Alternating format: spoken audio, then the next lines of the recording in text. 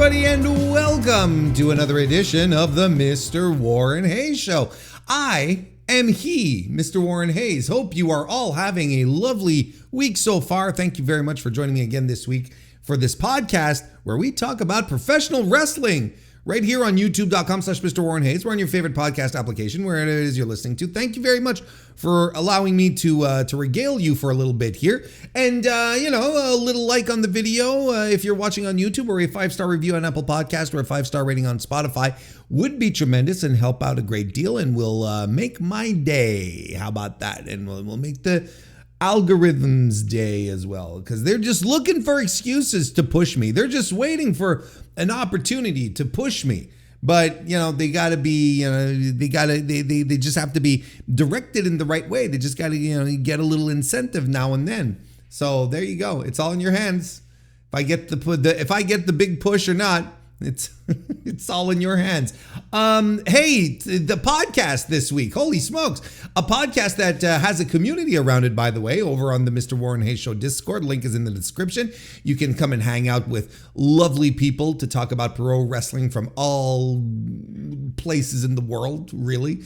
But the podcast this week, I'm a little on the lighter side. We're doing it a little lighter. We've got the Death Before Dishonor review, which is going to be the big chunk of the show, and we're going to talk a little bit about El Clone in a second or two. We're going to kick things off with that, but we'll be back when things start getting really, really. Look, we did an extra size podcast last week. This week we're a little leaner. We got to fast a little bit. We have to fast a little bit after gorging like we did last week.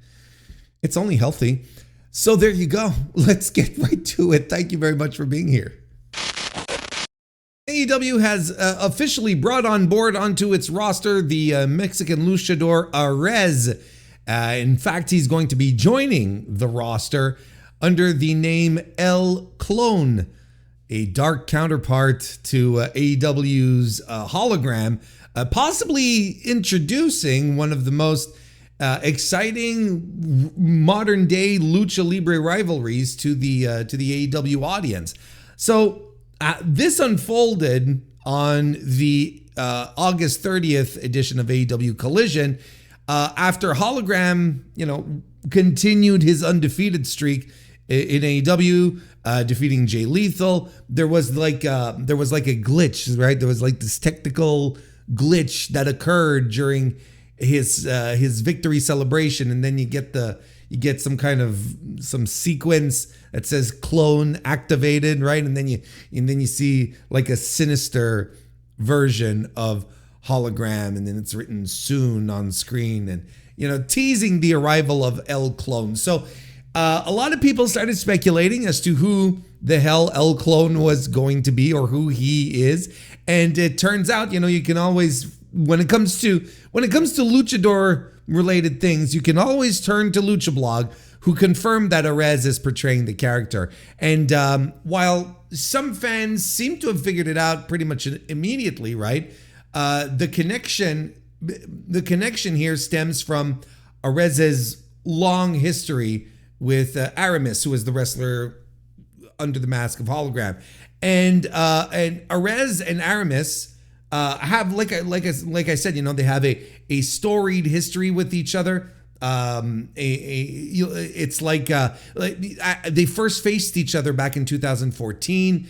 They've been teammates, but over the past decade that they've been wrestling, they've really developed a rivalry, and have a collection of excellent matches that really sort of helped elevate both of these guys. And this is a pretty big deal if you're into good matches, if you like to see some really good matches and some innovative, fun things. It's these two guys together go perfectly well with each other. It's like, I guess the other comparison that I could pull up is as if like a promotion hiring both Rey Mysterio Jr. and Psychosis to go in there and do their matches that they've been doing, all throughout all their pattern matches that they've been doing for months and months and years and years. It's the same kind of situation here. Interestingly enough, AEW had filed for the El Clone trademark about a year ago, right? With initial ideas involving Arez that I never came to fruition, I guess.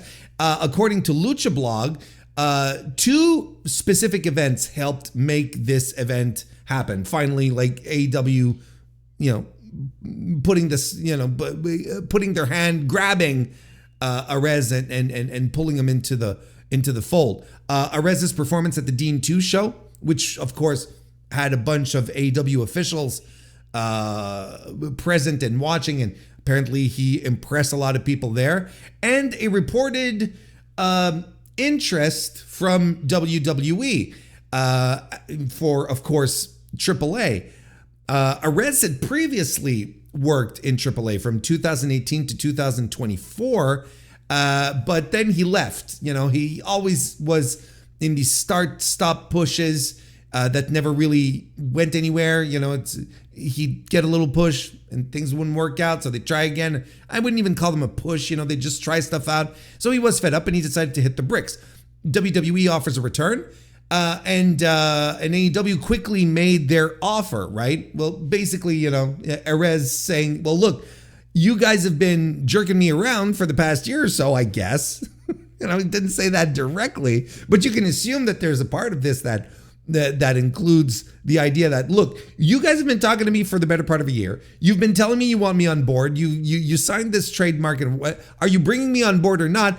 Because WWE just made me an offer. But ultimately, of course, as we know now, AEW made the counter offer, and Arez picked AEW over WWE. So, what exactly were these reasons? The money, we don't know. We don't know. It's not clear exactly why he picked AEW over WWE. But as far as we know, Lucha Blog pointed this out.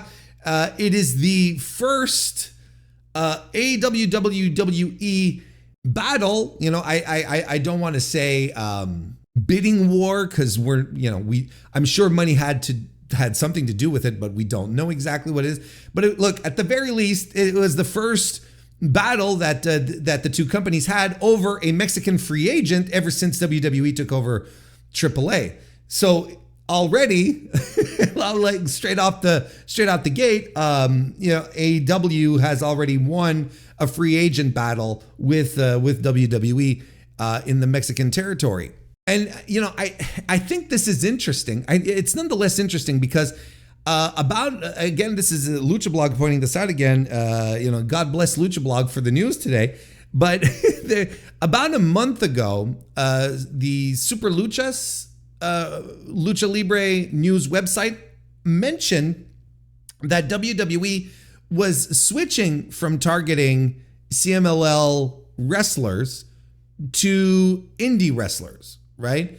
And all signs point to Arez being one of these independent people that the report was talking about, was mentioning. So good for him, good for him, for Arez, who very likely used the leverage that was available here to cut himself a good deal. Like he absolutely did end up getting a better deal now, right, than if he had signed a year ago when WWE was not present on the Mexican landscape at all. So good for him. But AEW sort of ended up in this circumstance where they're like, well, they should have signed him, a while back. They probably had to shell out a little more money for him in this circumstance than they would have, a year ago. But look, it's not my issue, and Arez I'm sure gets a pretty good payday out of it. But it's interesting. It's interesting to nonetheless to think that WWE's strategy is switching from going after CMLL talent, according to this report, as opposed to going really, really hard for them, but it is interesting to see it that way, because this is something that a lot of people were expecting, that a lot of folks were really, really anticipating, that were fearful that CMLL was going to be, just completely ruined, and with last one of its talents being poached and taken away. Now, is this a sign that we can breathe easy and say to ourselves, oh, well, whew, okay, well, that's good. If they want to focus on the indies, that's great, and they'll leave CMLL alone. Well, no. I don't think this is any kind of situation where I think it's like, oh, boys, we're out in the clear. I think it's WWE can change their strategy on a dime to begin with. Like, whatever will suit their fancy. They put how many millions of dollars into investing into this NXT UK thing, even opening up a UK performance center and all that, and all to shut it down on a whim where it's like, nah, let's cut everything and bring everything back home kind of thing. So they can flip in a second, in a jiffy. They can just like snap their fingers and it'll be done, and everyone will be, and then it'll be, back to going after talent, right? I don't think this is necessarily a sign at all. Like, I'm still convinced maybe they won't go in and poach as many talent as was expected and create like this huge gaping hole in CMLL again, as was expected. But that doesn't mean that they haven't have their sights set on, Mystico, for instance, or any other of the top guys, Mascara Dorada. I'm still convinced Zandakan Jr. is a guy that they have their eyes on because he's got the size, he's got the charisma, he's the type of dude that they would absolutely love to get their hands on. He's WWE. He could be absolutely perfect for the WWE mold, environment, and system and whatnot. So I don't think CMLL is out in the clear at all in this circumstance, right? Does this maybe have something to do with the dual contract situation where you're like, well, Warren, clearly WWE is moving away from going after CMLL talent because of the dual contract situation, right? Maybe that has something to do with it. Maybe, but like for it to have any real impact, I feel like AEW would have to offer a slew of dual contracts, which, I don't see a bunch of guys getting, these dual contracts, right? Like Hechicero, like, a couple of guys are rumored to have too, think of who you've seen regularly from CMLL on AEW television, and that might give you an indication as to who might have a double contract, right? So, but clearly Hechicero is one of those guys. I don't think that's necessarily a deterrent. Maybe unless they have locked down with these dual contracts, everyone that WWE was gunning for, and then they're like, well, we're not gonna go after, Star Junior. We don't want Star Junior. We wanted Mascara Dorada. We're not gonna go after Star Junior. I don't. Again, we're just talking. I don't know who's got like officially dual contracts or whatnot. But I don't think it's that significant a reason. Maybe it's played a part. Maybe. But again, like AEW would have to be, they'd have to be spreading the wealth and really like signing a bunch of dudes for WWE to completely flip their strategy, right? I think at the very least, WWE might just be shrugging and going, well, the guys we wanted are locked in with AEW, so fuck them. We'll come back later. I kind of think personally that this might mean that WWE is I don't think they're seeing the real value right now in gobbling up talent from elsewhere when they can use the AAA talent that they already have and supplement it with WWE talent that they already have under contract. Most of these Triple Mania shows that they've been having are, have a substantial WWE main roster presence. It's not just a couple of guys in some special matches. No, we've got We got people in the main event from, this past Triple Mania, just on August 16. 3 of them were full-time WWE wrestlers, right? The only AAA guy in the main event was Vikingo. And then you had Dominic Mysterio, Dragon Lee, and El Grande Americano, right? So all WWE acts who were in there. You had the Judgment Day who was on this card, right? Finn Balor and McDonough and Raquel Rodriguez, right? You had the Garzas, Berto and Angel who were there. Natalia was in the 3-way women's match. I think they see more value in sending WWE stars that they actually have, which are clearly drawing interest and getting people excited because it's people from WWE. So yeah, if the shows are drawing well and there are people showing up, right, which would go 1 and 1 here, but if WWE's presence here is making things feel exciting and people are into it, they're adding the idea of the global massive brand of WWE coming into Mexico, so that can also, create an allure for maybe getting a media deal or whatnot. And maybe they're like, no, we don't need all these. We don't need necessarily more people. We have the people we need. We have the people from AAA we need, and then we can supplement this with all of our WWE superstars who are going to come and add some international flair, so that people know that WWE has endorsed this brand of lucha libre and has made it truly a real thing, as opposed to decades of history behind it. But anyway, but you know what I mean? It gives their people something to do. On top of that, look, it continues to enforce that WWE is a global cultural brand and will probably, add some weight to any negotiations that they may have to generate a media deal for themselves. It gives their people something to do. It gives Berto and Angel something to do. It's not as if they were a common sight on main roster, tearing it up on pay-per-view every month, so it gives them something to do.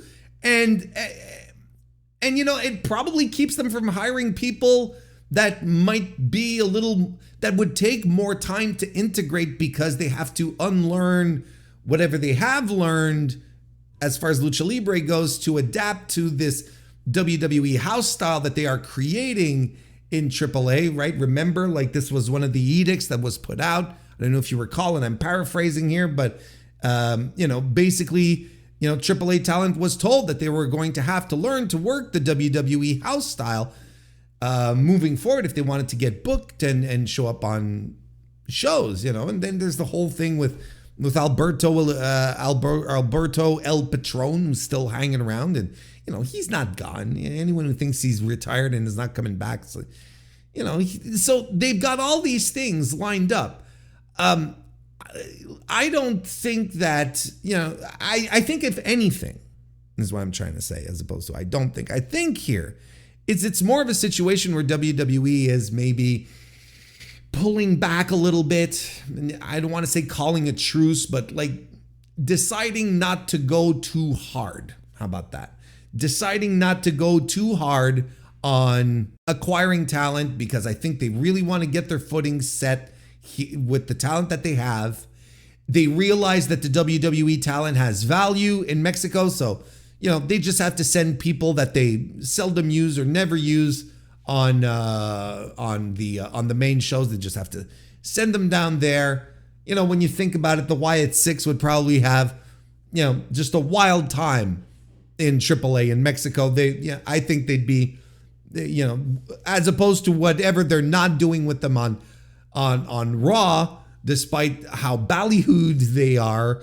I think that's a group that could absolutely benefit from heading down south and working Mexico, or AAA, of course.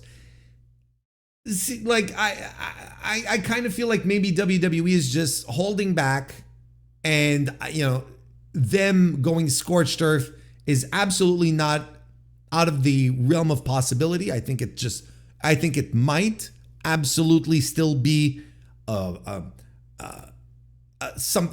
card that they're holding in their hand right now. But as it stands, you can definitely tell that they seem to be satisfied with what's going on. If they're going after indie talent, well, again, it's because these are people they feel they need to, that will be easier to shape and mold into a job since they've never worked, since they're not working for one of the two major promotions in Mexico right now. Maybe they feel like they'll be able to mold them easier into the WWE mold. You mold someone into a mold, so they're molded. But I don't think they're done. I don't think this is like a peace offering. I don't think they're like, no, this is fine. I think there's just circumstances happening right now where they're like, let's go down this path instead. They're doing another strategy right now to kick off everything in Mexico. But I wouldn't be as naive to say that, wipe my forehead, toss off the sweat and say, phew, CMLL is safe. I don't think so. I don't think CMLL is out of the blue and probably never will be. But again, do I think that, partnership with Tony Khan helps? Maybe it is a factor. It could be. But I really wouldn't like outright say, yes, that's exactly why CMLL guys are safe. I don't know. It's good for Arez that he was able to get a little bit of something good for himself. He was able to get a bigger slice of the pie here. And that's good stuff for the talent in Mexico. Because even outside of poaching, CMLL people, their contracts come up and maybe they do want to go, they want to go negotiate with WWE and they come back to CMLL. They see if they can get a little something extra on their contract. Isn't this all good for the talent? And isn't it good that this competitive environment will now also exist in Mexico? Unless I'm being completely naive on how things work. I would assume that when it's time to renegotiate, won't that be a benefit for the talent as well? And CMLL might end up losing talent in that circumstance when their contracts come up and it's time to move on and they go see what AAA has to offer and they come back to CMLL and say, well, can you match this? And CMLL says yes or no. I don't even know if CMLL will want to match. Because I don't even know if CMLL would want to match a contract offer from AAA. Like, never mind the fact whether they can or can't. I don't even know if they want to do it in the first place. Because historically speaking, whenever a luchador from CMLL got a better offer somewhere else, they'd be very, very chill with it. They'd be like, sure, go off. We cannot pay you the amounts of money that these wrestling promotions in the United States are going to pay you. So do you need us to shorten your contract? Sure, here you go. Do you need to drop your mask? Would you do some good business? Would you drop your mask before leaving? Whatever. Everything would end, rather well with CMLL going, c'est la vie, and let's move on because we can't do this, right? So maybe that would even be CMLL's attitude here. I don't know. Well, this is new territory that we're going into, right? So Arez ended up going to AEW, was able to talk to both sides and ended up choosing AEW. Let's see what happens when a CMLL guy enters this situation where his contract's coming up and maybe plays both sides to see what happens. Will there be a bidding war between, TKO, AAA, and CMLL? Or will CMLL have the same attitude that they usually have? That, where it's like, sorry, if they're offering you that money, go. We can't do anything, It might still be that. But either way, the talent wins, right? Right? They have to. So yeah, those are went down a bit of a rabbit hole based off of everything that we were talking about regarding Arez. But look, I think it's a situation that ultimately is going to benefit talent, has the potential, I should say, to benefit talent in Mexico, and that's great. Like that's great. If AAA and CMLL were never in a position to negotiate and counter negotiate with each other in the past, maybe this is adding, an extra element in there. And if talent ends up getting, better conditions, better salaries, that's good. That's great. Even that's ultimately what you want. So there you go. Thoughts on Arez and the current situation for when it comes to talent in Mexico. So how about re-review Ring of Honor Death Before Dishonor 2025, the big Ring of Honor show, that pay-per-view even, that happened on August 29, 2025, from the 2300 Arena place there in Philadelphia, Pennsylvania, continuing this idea of AEW and all their affiliated brands doing a residency there. A show that I thought was great. I thought it was a really, really good wrestling show. I would go as far as to say that it was great. I thought it was really good. It's a crazy thing, but it felt like a New Japan show in structure and how things progressed, like from the mid card all the way, the lower card all the way to the top of the card. Like it really felt like one of these really excellent New Japan shows. And I was, at the end, I'm like, why isn't New Japan booking like this? Like, this is exactly what they should be doing. This is what they're best at. That's what they actually are excellent at doing, is putting these shows together in this format with just like great stuff. I don't know. But look, that was the beat that I got after. But yeah, I mean, I'm going to break down this show. I'm going to be mostly positive. I did say mostly. And, not that this show is completely exempt from critique, because it is not. But, is it an all-time great show? Well, I wouldn't say one of those, but I would definitely say that it's a great show, and it's one that overall, you could use. There's much worse ways to spend your time than watching, than sitting down to watch this show here. And things that I was not expecting to connected in surprising ways. Like, it was a very good show. And, there were about 901 people, according to WrestleTix, who were in the building to watch the proceedings and, be entertained as I was. This I don't think is the final count. It means that there was about like a dozen, what is it? I think it's like 916 tickets, right? 916 spots in the 2300 for this AEW residency that are available on every show, right? So it means 15 tickets were left. There's a very fair chance that the show ended up being sold out by the end. This is not the final count that we're getting from WrestleTix, but just as a quick side note, I guess, and there's really not much point in spending too much time on this, but the fact that a Ring of Honor show was not able to instantly sell out the 916 available tickets, not only a Ring of Honor show, but a Ring of Honor pay-per-view, I think that's a testament to how bad the brand is as far as fan perception goes. Dynamite had sold out, and I think the next few Dynamites are sold out, right? Those are clean. I think there might be a Collision, or I think not the Collision. I'm recording this on the Saturday on the 30th, so I'm not the Collision tonight, but I think the two others still have tickets. I could be mistaken at this point, but don't take my word for it. The point being is that the AEW stuff, particularly Dynamite, is filling the place out beforehand. The Dynamites are filling out beforehand.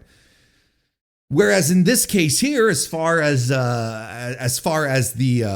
as far as Ring of Honor, it's wild that even the day of the show, during the last count before the show, not the final count, but the last count that WrestleTix did before the show actually started, they hadn't filled out the building yet. And that to me is, I think, again, I don't want to harp on this too much, but I do think it is an indicator, I do think it is an indicator of where the standing of the brand is right now in the minds of pro wrestling fans. And imagine if they had done a bigger building. Like they would have struggled. Let's say they would have done a 3,000 seat arena. They would have struggled to put 900 people into this building or into that building. You see what I'm trying to get at here? Again, I don't want to harp too much on it, but I do want to point it out because I will be hearkening back to this during the review, not the attendance specifically, but this point.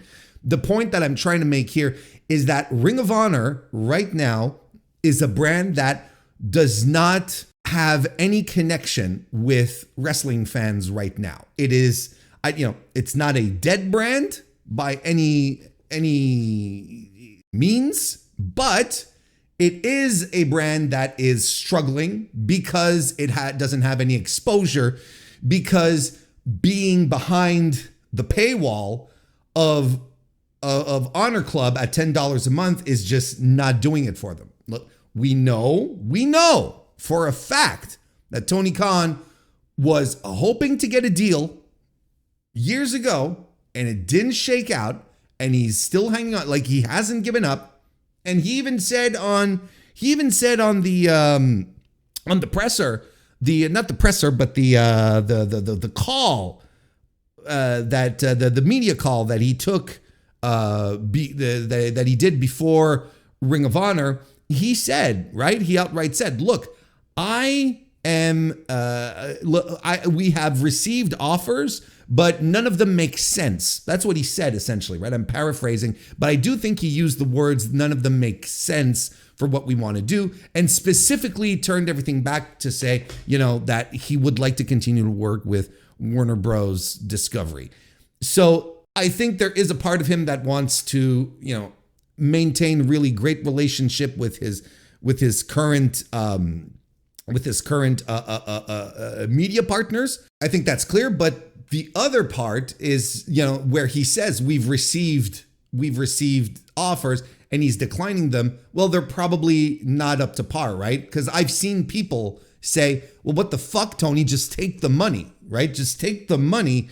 Try to make Ring of Honor profitable now. Just take whatever you can get. But what if the deal is some fucking nonsense where you end up, it's a deal for $1 million a year on the Pursuit channel? Is the Pursuit channel still a thing? I don't even know. But that's the idea. Like, what's the point? Or on Pop, I know Pop's not around anymore. At least I know that. But that's the idea. That's the thing. Is like, why would you go and do that? And especially if part of your strategy is to continue to be in good graces with your partner, would you risk chipping away at that relationship by accepting a shit deal somewhere else on a shit network just to make some money? Like, I can respect that decision as well. Clearly, he's looking for the best deal. And then at the same time, let's not forget, like, if you accept the shit deal on a shit network, well, then you are removing leverage from yourself to go renegotiate elsewhere, right? Because then your shit deal is going to speak for your brand as being, well, you have a shit brand if we're on the Pursuit network at $1 million a year. Again, I'm just throwing numbers out there. I'm not saying this happened. I just want to be very, very clear. We're just shit talking here a little bit, just talking through our hats. But there's clearly things that Tony wants out of the Ring of Honor, a future Ring of Honor deal, that he hasn't received yet. And maybe maybe this is also part of why this shockwave thing never panned out, right? Maybe out of loyalty to Warner Bros, right? So I don't know. Like and yes, you could. I think it's a valid question also to put forward and say, is this is loyalty is this loyalty misplaced, right? Is this misplaced? Because look, the media landscape in the United States is absolutely bonkers, right? Like as soon as one media merger ends, there's another one that happens. And then when the other one happens, then there's another one who says, I'd be interested in purchasing this new media merger. Like it's crazy. Like I swear, like I would not have the stomach to wade into these waters. It's so volatile and high level shit and so much money. I would not have the balls to navigate these waters. So cheers on anyone who does, especially on that level when it comes to live media deals, like live sports, cheers to them, because it's a fucking cutthroat. It's a fucking cutthroat business. It's insane the amount of money that gets thrown around. Just again, think about the deals. Think about I was about to say, think about WWE's deal, with ESPN just for the PLEs, right? Think of UFC and their insane deal with Paramount. But I mean, look at the deal that AEW got with Warner Bros. That's a lot of money. It's all a lot of money. I don't have the cojones to run around in those circles. I gotta be.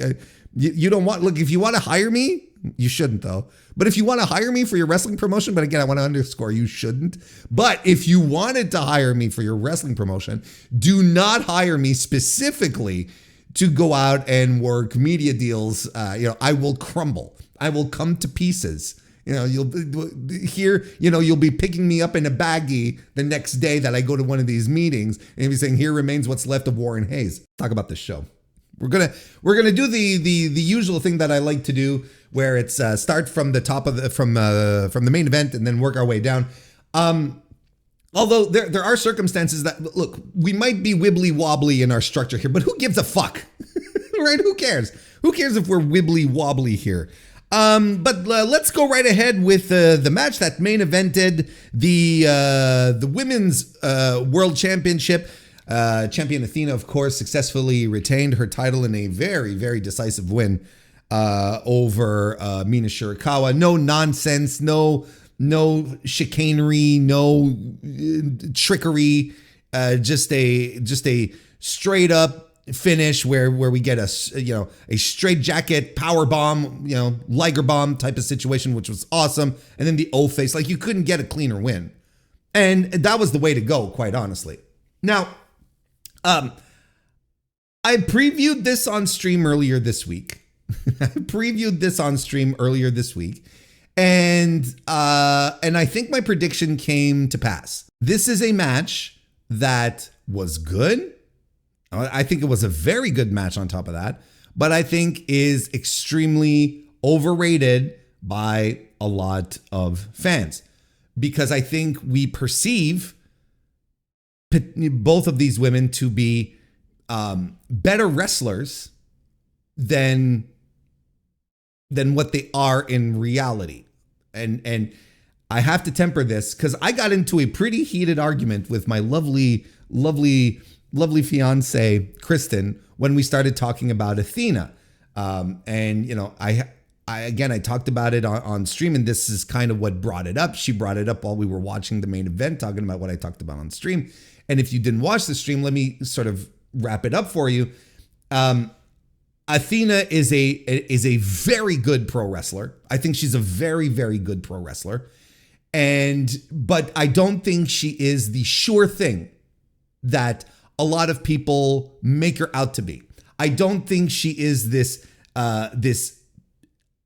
tippy top tier pro wrestler that a lot of wrestling fans make her out to be.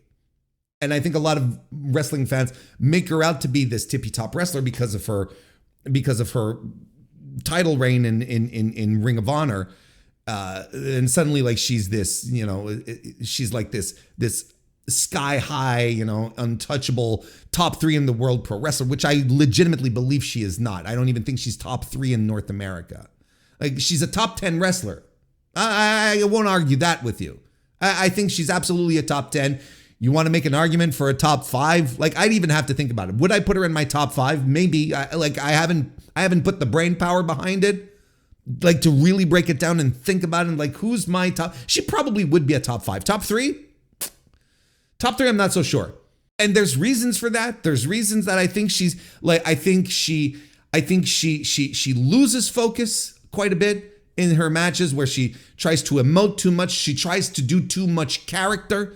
I think sometimes she does things and it comes across as a little goofy, as a little corny. And I think it takes away overall from her presentation. And I posited, I said, look, if and I understand, and look, it's like Kenny Omega to a degree, right? Where it's like Kenny Omega is a dork as well. Like, and I think you have to be completely blind to be offended by that. Like Kenny Omega is a grade A dork, and that's part of his charm. Just like Athena is a grade A dork, and that's part of her charm as well. The thing is that Kenny is able to temper that and change, and not let it take over his entire persona, particularly when he's wrestling. And Athena, unfortunately, never quite leaves that behind. Doesn't quite know when to bring it back. I think she is a fantastic wrestler. I think she's a wrestler who is capable of being extremely violent, and she holds back for multiple reasons. She doesn't want to hurt the other person. That it's fine. But I think that she has so much to offer. And it's being lost in a sea of just like, goofiness and overreactions and facial expressions. And I wish she could just be a killer. Again, on the live stream, I mentioned, she's a big Baldur's Gate 3. Like she's a geek. She's a nerd. She's one of us, like, or at least one of mine. She's a big Baldur's Gate 3 player. She's, she loves the character Karlach. I'm like, look, if she decided to just like focus on Karlach and be full on Karlach, that would be awesome, right? She came out, she did the Karlach cosplay not that long ago. Well, not that long ago, maybe a year ago, 18 months ago. I can't quite remember what the match was. I was like, hell yeah. It's like yes, this makes sense. So, and the Billy Starks Association, it doesn't help, because Billy's a clown. She does goofball stuff, and it's, there's a level of seriousness that is absent from the ring work. And like I often say, I don't mind. I have a very high tolerance, I should say, to goofiness outside the ring. Unless the goofiness affects the matches, then it starts to chip away with me. That was one of my main problems with MJF during the Brochacho era. It was a problem that I had with Toni Storm for a while when she was particularly when she started the timeless gimmick. And it's a problem that I have with Athena. I'm anything if not consistent on this point. Now, is she a bad wrestler? No. Do I hate Athena? No, I don't hate Athena. I think she's tremendous. The thing is the level with which we attribute this level of importance that doesn't make sense. The level that is given to making Athena be this the God's gift to women's wrestling is preposterous. And it shows because she's, I think this is still the case because in AEW Ring of Honor, because if she was that great a wrestler, I'm talking total package wrestler, right? That could be a cornerstone of a division. Do you think Tony Khan would leave her on the invisible brand that exists only behind a paywall that no one watches to hold a title for 1,000 days in a promotion that no one watches, Or would he have her on his main show doing main show things? Now, yes, over the past, month and a half, she's been on Dynamite. She's been on Collision. She's done through the feud with Tony Storm. She has been there, right? She was, they popped her up for the Owen a few months back, right? And lost immediately in the first round. But the point is that they bring her, they use her, and then she goes back to Ring of Honor. She goes right back. So again, if AEW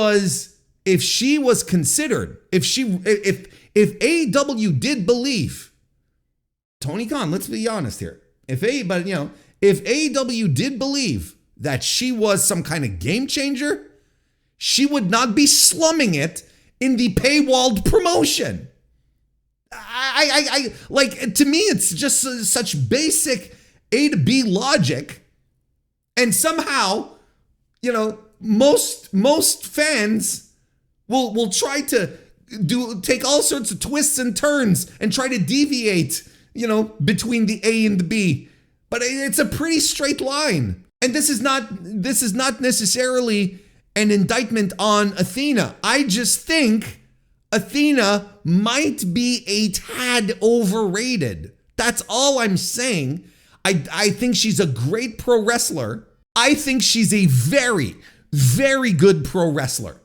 And I can't hammer that home enough. But acting like she's she's the next she's the Crush Gals incarnate, that doesn't make sense to me. And Mina Shirakawa kind of follows that same type of pattern where I think people overshoot quite a bit how good Mina is. I think Mina, again, is a good pro wrestler. I don't think she's as good as Athena, for instance, but I think she's good. I have no issues with Mina Shirakawa. No issues at all. She's a good worker. She's got the whole package down, the presentation, the crowd connection, the big room energy, she's got all of that. But this is also someone that I think is overrated by fans. That being said, I really think this was Mina Shirakawa's best match since transitioning officially over to North America for her pro wrestling career. I'm trying real hard to think of a match in which she was as good and had her working boots on as solidly and worked as smartly as this, and where everything she did mattered and looked good. And I don't want to seem like I'm putting this match down because I thought it was very good. I'm sort of wondering, how, putting a star rating down on him, sort of 3 3/4 or 4. Maybe I'll just go 4. Just go for the 4. I thought it was really good. I thought it was a solid match. That was was physical. They played it smartly, with Mina targeting Athena's knee, and Athena went after Mina's recently healed broken hand, and why wouldn't you go with that? And both girls sold their injuries perfectly throughout the match. And Mina then eventually, we get some good little drama, where it's like spinning back fist in the Mina driver or the glorious driver, I should say. And Athena kicks out of it, But then again, like I see some drama. Like I wasn't on the edge of my seat for this because I was like, there's no way. Like there's no way Mina is defeating Athena to get to win the title. Like it's just not happening. This was a bit of a problem for most of the card, to be perfectly honest. Most of the title matches, the singles matches that we had for titles, you were like, well, I already know what the finish is. Hopefully the path to that destination is going to be tremendous because I don't know what else here. But yeah, no, look, I thought this was very good. We've got, we have Athena pulling out the Koji clutch recently, and she transitions into it, very, very smoothly. Again, I shower Athena with praise for her work because I think she's really good at pro wrestling. I think she's a very, very, very good pro wrestler. I have no real issues with the quality of the work. It's the package. It's how she puts it together. It's how the minions shit gets injected into the matches. It's her expressions. It's how she presents herself. Now, again, when I was arguing with Kristen was saying, well, you said on your stream that she acts like a Batman villain, and I don't care. I think it's entertaining. I'm like, there you go. I mean, it all boils down to a question of preference, And what am I doing here? I'm doing a review based on, my likes and dislikes and my own biases regarding pro wrestling. So, I think it's too much. I think it's over the top. And that's what, Swerve Strickland used to do. He used to have this Batman villainy type of thing going for him. And the minute he decided to shed that part, the evil, the evil mastermind laugh and all that, once he decided to shed that and do something a little more grounded, guess what happened to him? History speaks for itself at this point. So, look, I thought this was really good. Let's go with the 4, but I think again, like, it's a match that is getting overrated, and unfortunately, I think it's a match that did suffer from going after Bandito versus Hechicero. I think, unfortunately, they should have finished the match with the men's title, and this is not a misogynist thing. It was really hard for anyone. It would have been really hard to come back off of that one. And much respect to Athena and Mina. I don't think not only do I don't think they did not hit the highs of the previous match, and I think it made the show feel like it ended on a little bit of a lesser note, even though the match was very good. But, if the match previous to this one here, if all they had, if the final sequence of matches was the World Tag Team Championship match, and then the women's match, and then the pay-per-view ended, no complaints. The pay-per-view ends on a high, on a really solid, really good to great match, and then we're ready to move on, And then we're ready to move on. But I don't know. I don't know. It was I think it was a really weird decision for this to go on last. I don't know. I think the proper progression would have been the Ring of Honor titles, then the women's title, then the men's title. Now that we have 2020 vision, I think that would have been the proper road, because you would have only progressed in quality matches moving on. You had a solid match for the tag team titles. Then you would have had this really good match with Athena and Mina, and then finishing off with Bandito and Hechicero to tear the house down. My review overall is for this match is that it was really good, but not as good as some people, as a lot of people, I should say, want you to believe it was. I can't get up there, but it was solid. I enjoyed myself. Was I bored? No. Did I think it was good? Yes, it was really good. But some people want to call this, they want to go really high, but it was solid. It was well put together. It was smartly put together. They wrestled really hard. Both of them wrestled super hard here. Nonsense was at a minimum. So I don't even have to complain. And look, they even had Blue Meanie come out for the introductions. They had Blue Meanie in a Minion in Training t-shirt. They had some b-boys came out. They had some breakdancers. And then just two people doing like the most basic b-boy stuff. And I'm like, what is this exactly? Are they wrestlers? Maybe they were wrestlers. I don't know. I don't watch Ring of Honor, so I don't know. And then they brought out Blue Meanie. I gotta say, they being AEW, they didn't like lose their time, spend their time here trying to make us, trying to have the ECW arena nostalgia be shoved down our throats, right? Look, we're not done with the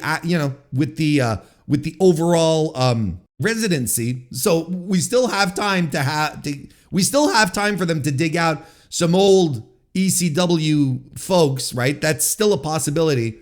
But, at least they're not trying to shove it down our throats, at least on this show. You have the Blue Meanie show up and you're like, oh, okay. But then again, see, here's the other thing. Then the Blue Meanie goes and adds to what I'm talking about when it comes to Athena's presentation. It's like Meanie's a comedy wrestler. He's a comedy act. What are you doing dragging him out for your main event with your top woman and arguably the promotion's top star? What are you doing having him come out to dance with them being, the B-Boys and Billy Starks and Athena at first going, at first she was like, what the fuck is he doing here, right? She had one of these faces like, what? But then she did one of these, she went, all right. And she started dancing, it's like, no, that is exactly what I mean. Like, that is exactly what I mean when I'm talking about Athena's presentation. Anyway, I spent more than enough time on this topic, but an enjoyable, well-wrestled, fun, dramatic main event that was hampered overall by the fact that there was no doubt in who was going to win, and because of the in-ring limitations of both participants involved. I think those were the two main issues here. So there we go. And look, we're not done talking about Athena, right?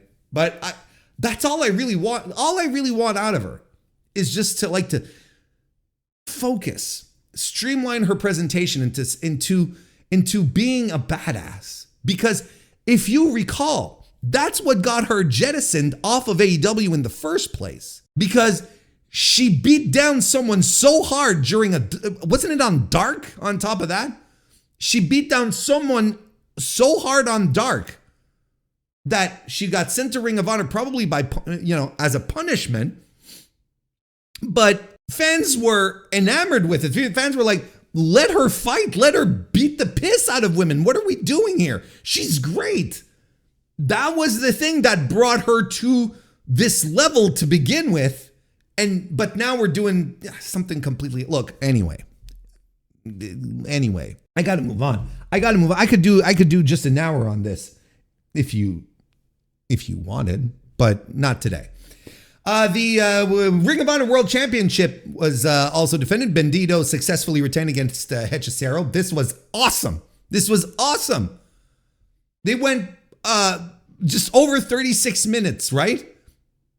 When Riccaboni at the end was saying, a great 37-minute match, and what that, like, Cage Match says it's 36. What does Cage Match says? 36-28. Riccaboni was saying 37. It's fine, I'm not going to argue for 30 seconds here. But Riccaboni was saying, these two guys went 37 minutes. I'm like, this match went 37 minutes. It felt like 20. It felt like a 20-minute match. I thought it was tremendous. Like, this was really, really top level, big time, excellent shit from both these guys.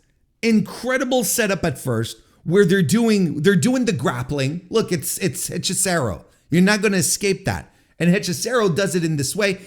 You know what's the main difference between him and Zack? Okay, Zack Sabre Jr., which is probably our best go-to here. Zack is crisp and precise on everything he does, right? He's just like, he's methodical. He's, mathematical to a fault. Whereas Hechicero has a grittiness to it. Everything, like, he's not as smooth or as calculated or, always transitioning into awesome stuff in and out. That's Zack's thing. Hechicero, there's something just a little more grittier. There's something more like, okay, kid, I am about to stretch the hell out of you, and he's just trying to grab you whichever way he can to fucking, make you scream in pain. And that's the kind that adds, that's very particular to him, is what I'm trying to say. And that adds so much when you're starting off here. He has a great heel segment on top of that. Bandito does the I loved the surfboard spot, where Hechicero has him in a surfboard and he starts doing rolling surfboards with them, and I'm like, Jesus, this rules. But then Bandito fights out while staying in the in the leg lock position and gets Hechicero into a surfboard of his own. I'm like, oh, this fucking rules already. This is really early on in the match. So we're having all of these moves to sort of break everyone down, to break each other down, so that when they start hitting big moves, like, the suplex, on the rail, on the edge of the rail, when that hits, that's tremendous. And then Bandito does, I think, the most beautiful crossbody dive from the top rope that I have seen in years. I'm trying to think back at when I have seen such a beautiful crossbody. He's on the top rope, does it to the floor, and he's the height, and the extension he gets, like everything, just gorgeous stuff, lands splat right on Hechicero, who catches him full. Just a thing of beauty, that move was, and they keep fighting like this on the floor. They get back in the ring. An incredible sequence of strikes follows between the both of them. Strikes, reversals, and holds that ends with a poison rana by Bandito. Now, soon after that, we get a moment where something happens and defines my issues that I have with Bandito. Oh boy. He's trying to set something up, and we're in the midst of this great momentum, right? You can feel we're heading towards the finish line of this match. And we just got out of the sequence I just talked about. The crowd's up on their feet. They're cheering, man. They are, the Philly crowd is excited. They're into it. And then we get to this moment here where Bandito he tries to do something, but with Hechicero, and I'm not quite sure what they were trying to do, but he tried to get something off and it flubbed. Something went wrong. He didn't get it off. And not that, like we like to say, time stood still, where both guys are just there, not knowing what to do. They try to transition into doing something else, but you can feel like it's awkward, it's out of sequence, and now they're just trying to feel each other out to do something. And I thought that made the energy drop quite a bit. And this is my main issue with Bandito. Because what I am seeing so much discussion out there right now when it comes to Bandito, so many people saying he is one of the best wrestlers on the planet. Like, he is one of the best wrestlers on the planet. He's one of the best wrestlers on the planet. And it seems to me, and I like Bandito, and look, let's preface this again, because you always have to put up this fucking shield before you go anywhere further, any further. I love Bandito. I'm excited when I see Bandito matches, because I'm like, Bandito's on a fucking roll. He's great these days. Is he one of the best on the planet? Okay, depends on how far you want to stretch this. Because a lot of people, I still think it's Konosuke Takeshita as far as pure work. Like, let's say the most outstanding wrestler, let's say if we want to use Wrestling Observer talk, I think it's Konosuke Takeshita, and I think it's pretty definitive too on top of that. But people are saying, like, he's right up there with Takeshita, and I disagree. I don't think Bandito is as sound. I don't think Bandito is as consistent. And when Bandito has matches like this, has moments like we saw in the match, and I'm sure you guys felt it. Guys, gals, and non-binary pals. I'm sure you felt it. There's no way you sat through that entire sequence at the end and you were like, oh yeah, everything just clicked till the very end. It's impossible that you didn't feel the energy drop from the match when Bandito sort of tripped over himself, or figuratively speaking. He didn't actually trip, but when that sequence didn't pan out, there's no way you were watching that and saying, oh no. Now you can say it really didn't affect my appreciation of the match, which is fine. Me, it kind of did, but not to the point where I'm like, It's not like it's not like a certain finish to a certain main event to a certain show that happened, in a certain city in a certain country called the UK. That was very convoluted for nothing. Forbidden Door 2025, the main event. It didn't take away that much, but it once again, I'm like, Bandito's going to Bandito. There's just like, and it happens, I feel like, in most of his matches where there's like, suddenly there's like, something just doesn't connect. And it's not like sloppiness.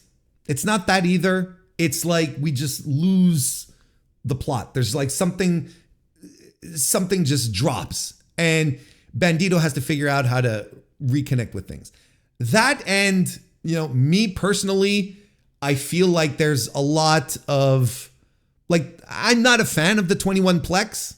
I'm not a fan of the 21 Plex because I don't like the setup. Yeah, I don't like the requirements that are necessary from the opponent in order to get the 21 Plex to work.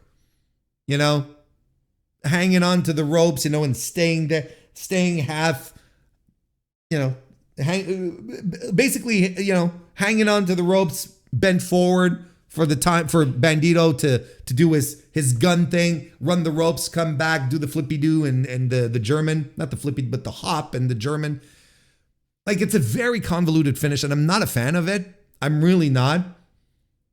And there's a lot of stuff that Bandito does typically in his matches. I found wasn't so bad here tonight, but there's a lot of stuff that he does requires a lot of setup and a lot of suspension of disbelief. And sometimes it drags the match down a little bit. Like, for instance, one that requires, but there's a way to make things that require a setup, make them feel dramatic. Okay.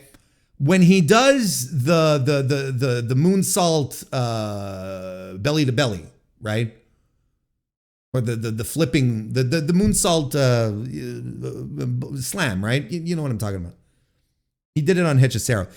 He has to go up on the top rope and, he's angling with the guy, and that creates drama. Then people in the audience stand up and, we're putting our hands on our heads and like, oh shit. And it's always like a big thing. And in this case, Hechicero, Hechicero's a thick dude. Bandito, not as much, although we know he's strong. He's not as you just visually speaking, you're like, well, Hechicero's a big dude here. He's considered a heavyweight in Lucha Libre. So, he's a bigger dude. And yet, so when he's on the rope and setting things up, that creates drama. That creates anticipation. You're like, oh, here it comes. The 21 Plex is just like, all right.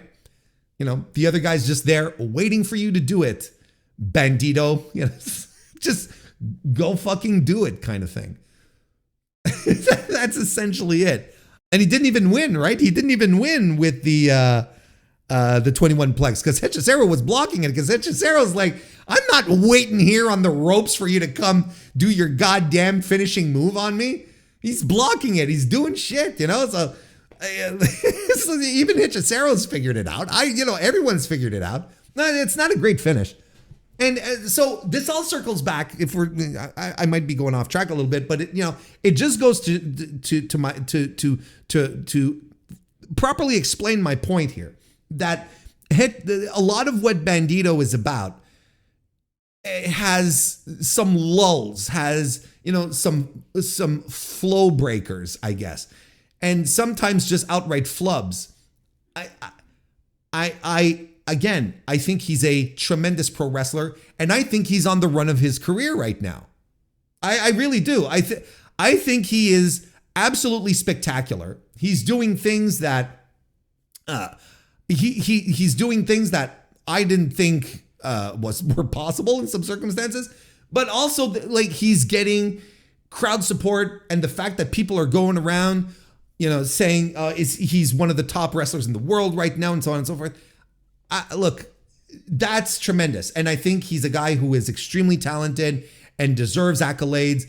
And it's great that he's getting a push, and that in the midst of this push, he is seizing every opportunity to make him, to elevate himself.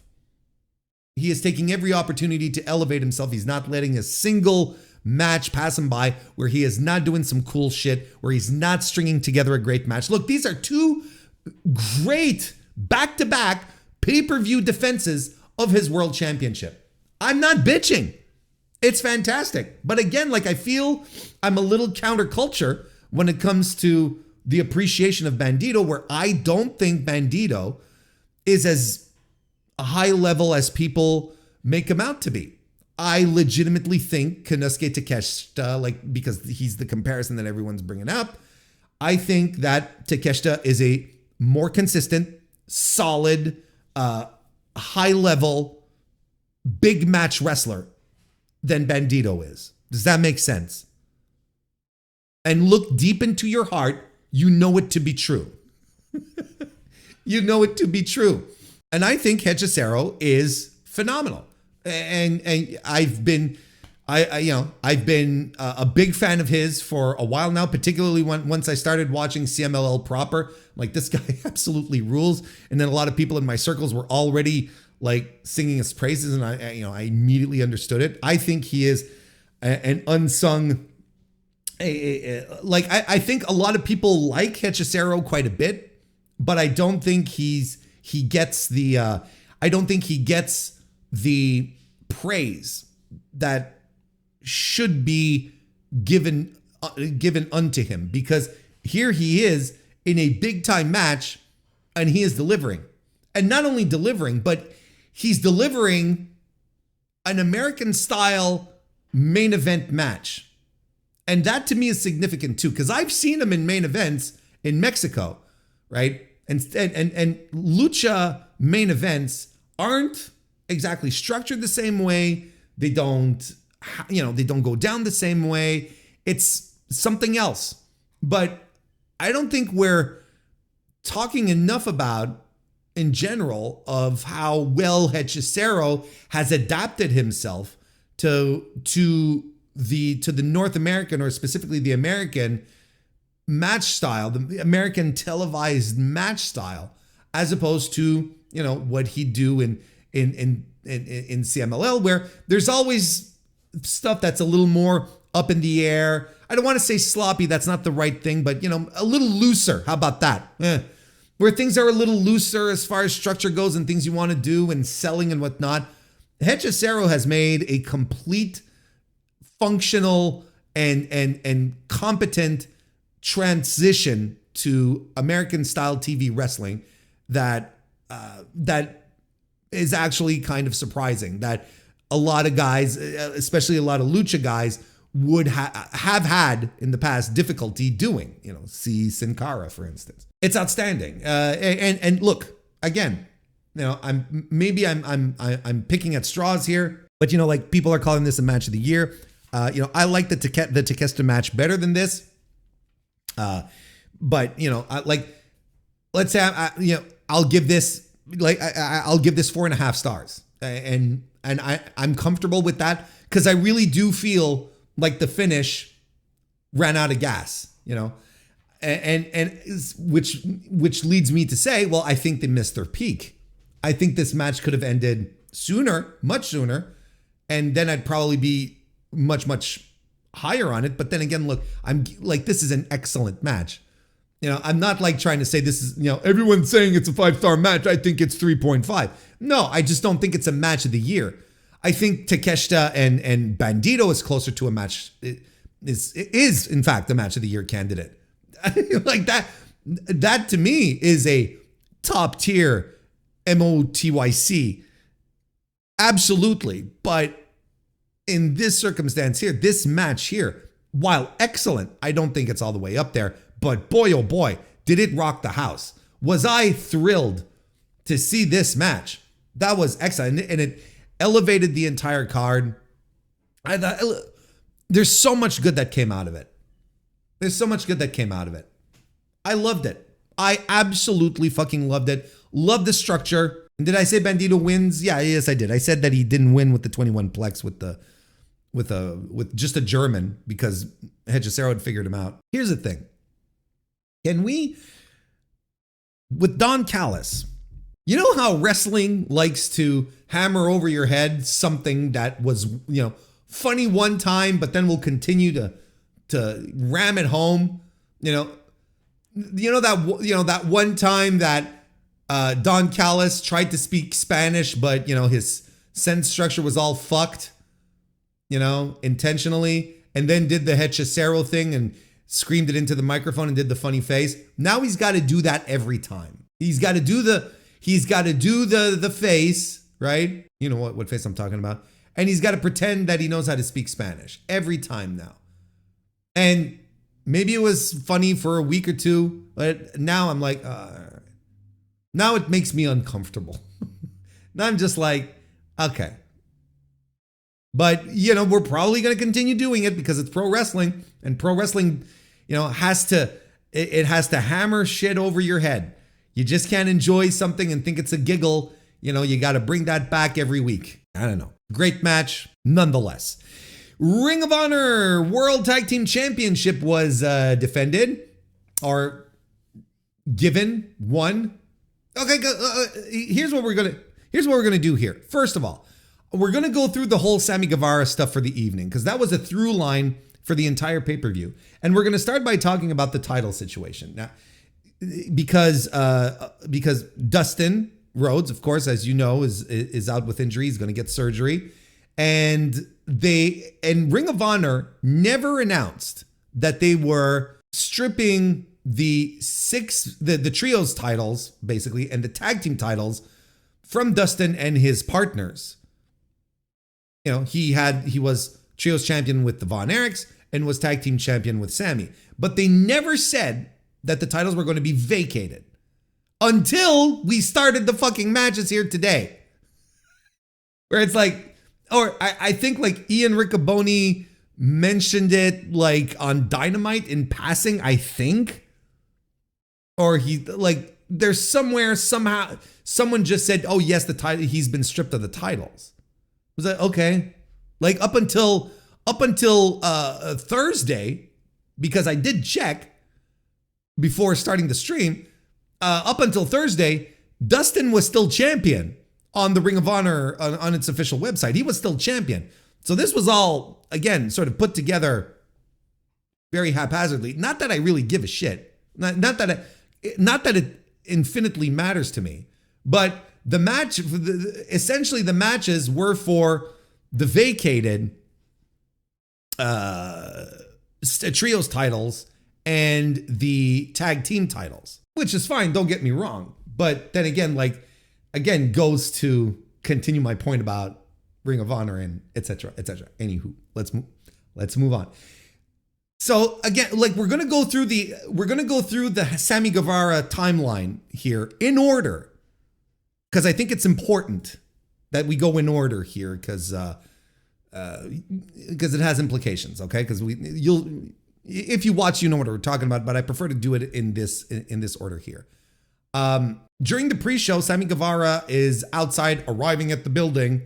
Geez, he just about missed show call there with the Von Erichs, and they're talking about their trios match, of course.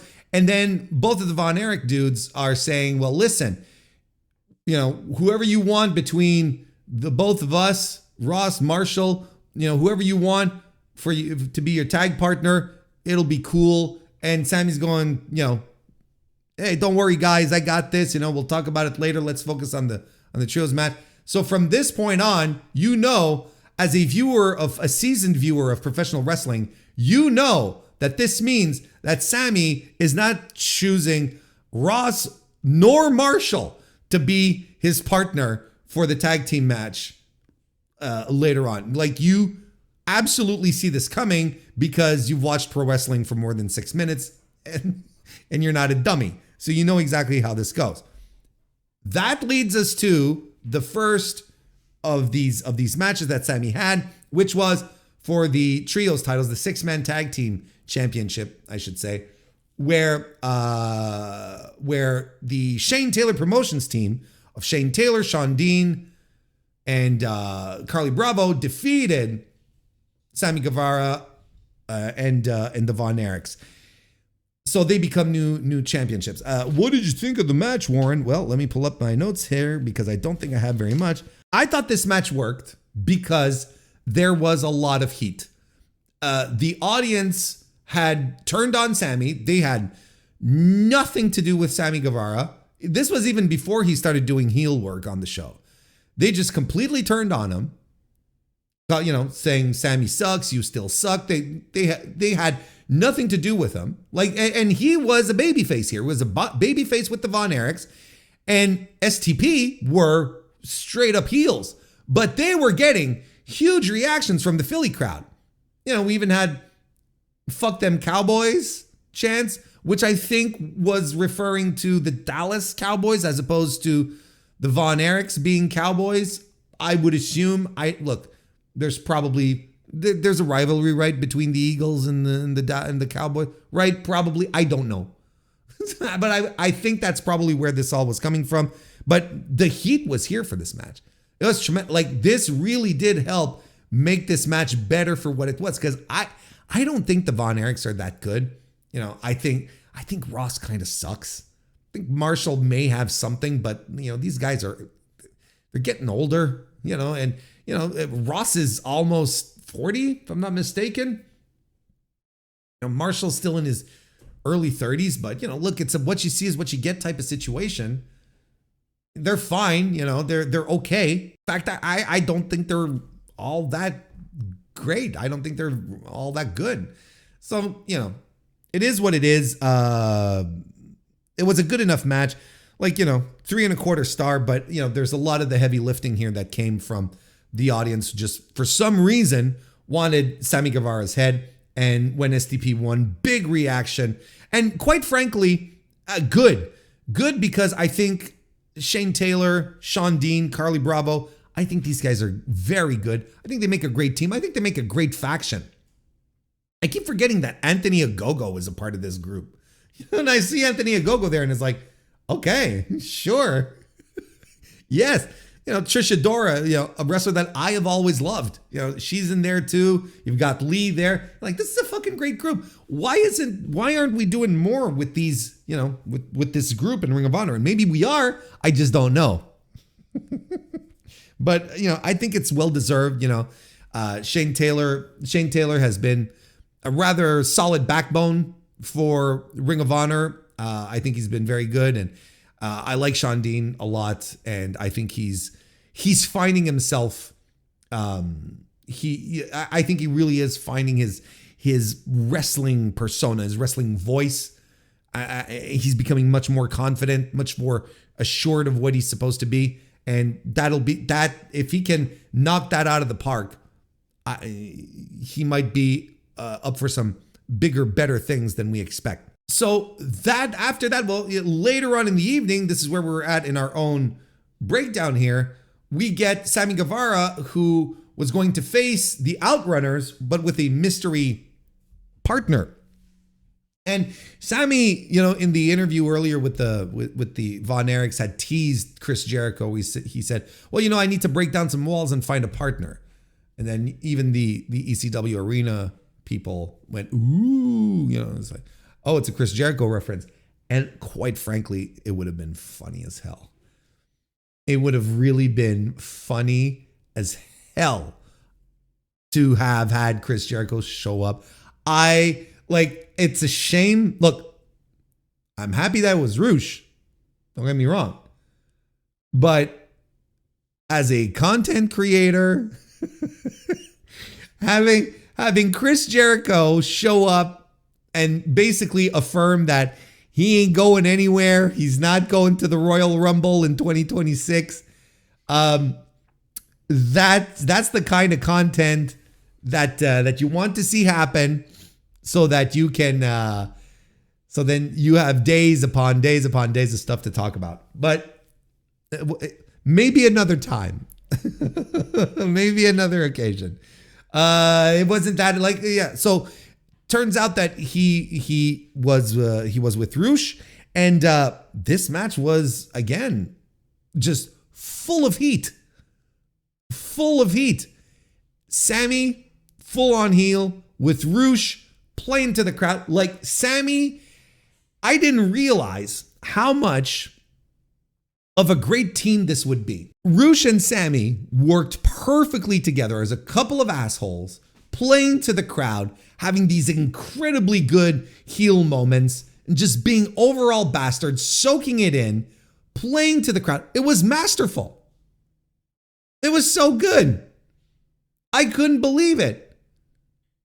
And they're doing this against the Outrunners, the perpetual underdogs of AEW, the guys that, the audience really, really like and always get behind because they're likable, they're goofballs, everything that makes the Outrunners what they are, the audience latches onto that. And they had themselves a good physical match with Sammy and Rush being the perfect asshole team, riling up the crowd, and they win the title. They win the title. Rush hits the horn of the bull. The bull, you get the horns. You mess with the bull, you get the horns finisher. I guess they're called the bull's horns, probably. He hits that, and Sammy does a swanton for the win. And they win the titles, and then Dralistico comes in, and he seems pissed, but it's a swerve because Sammy is now the newest member of LFI. I'm like, oh, okie dokie then. And it works for Sammy, and the funny thing is that, you got Rush cutting a promo in Spanish, and Sammy's there, and he's going, yeah, because Sammy can't speak Spanish, which is really funny. Oh, and just before that, of course, the Von Erichs, come to the ring, and they're like, what the hell, Sammy? What did you do? Why'd you do this for? Again, it's one of these pro wrestling things where it's like, why didn't they do it in the first place? Why didn't they do it when Sammy came out? Why didn't they settle this business backstage? But, we know why. Because, then they all beat down on the Von Erichs after. Good beat down. It's a good angle. It was a nice little surprise. He's a member of LFI now. Good for Sammy. Now, there's a lot of people who are going, Sammy Guevara is back. Hang on now. Hold your horses, pals. It's still Sammy Guevara.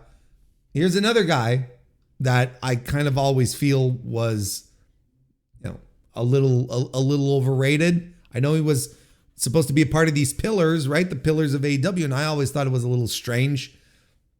When that whole discussion flared up, and I always thought that was a little strange. I think Sammy's a good wrestler.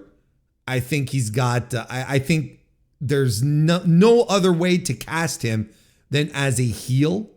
He's too unlikable. He's just has that natural unlikableness. So, I know Tony, for some reason, pushed and tried so many times to get him over as a babyface, but people just want to shit on him. So I'm glad they're leaning into that.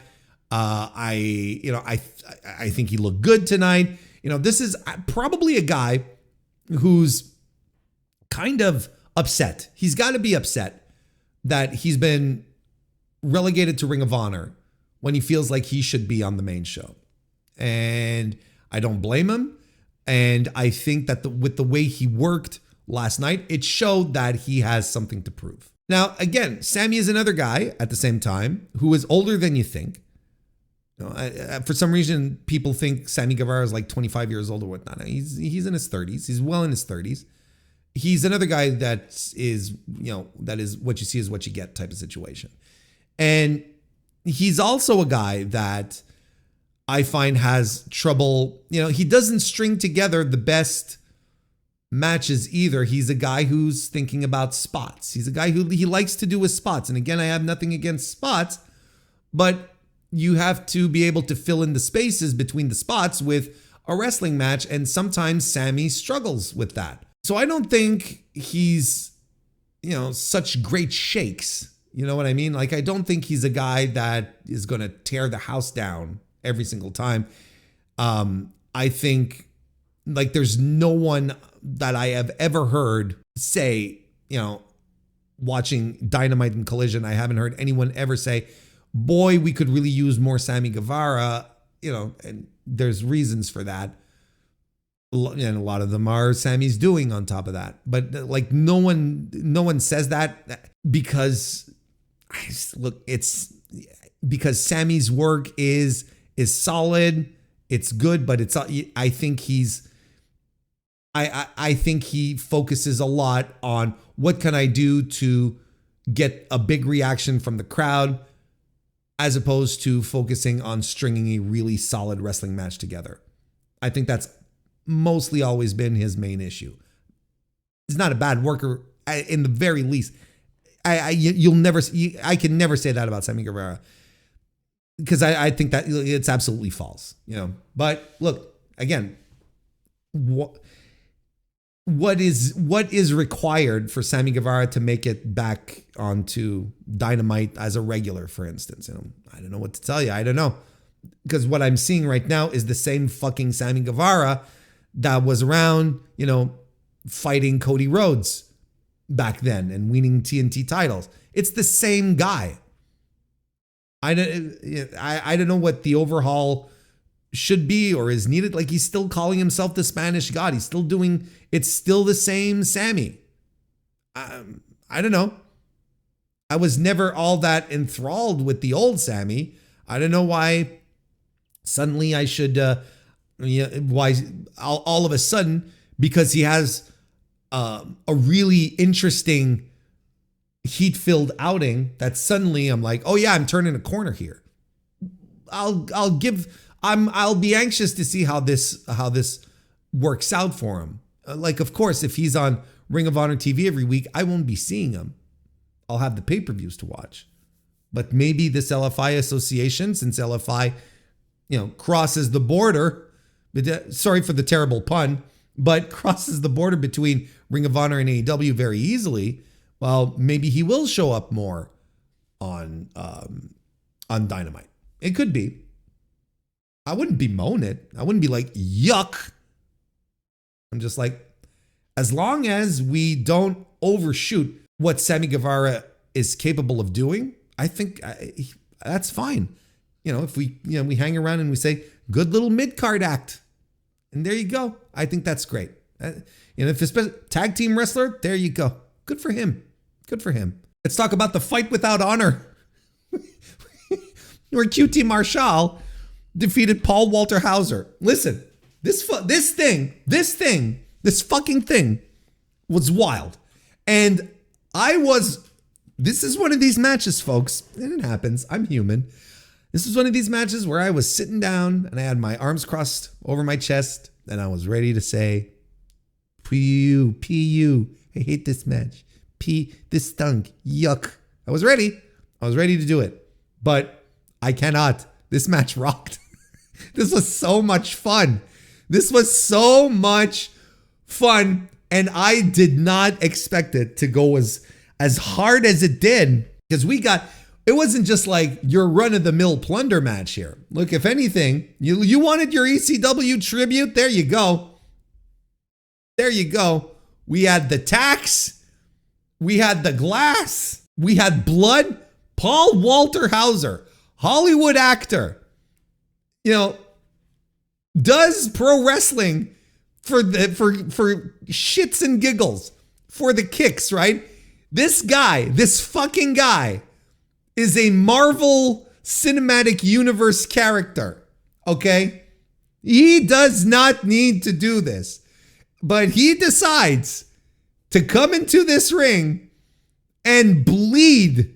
He decides to run the razor, and turns out he's a pretty good bleeder on top of that. We found something out about Paul Walter Hauser today.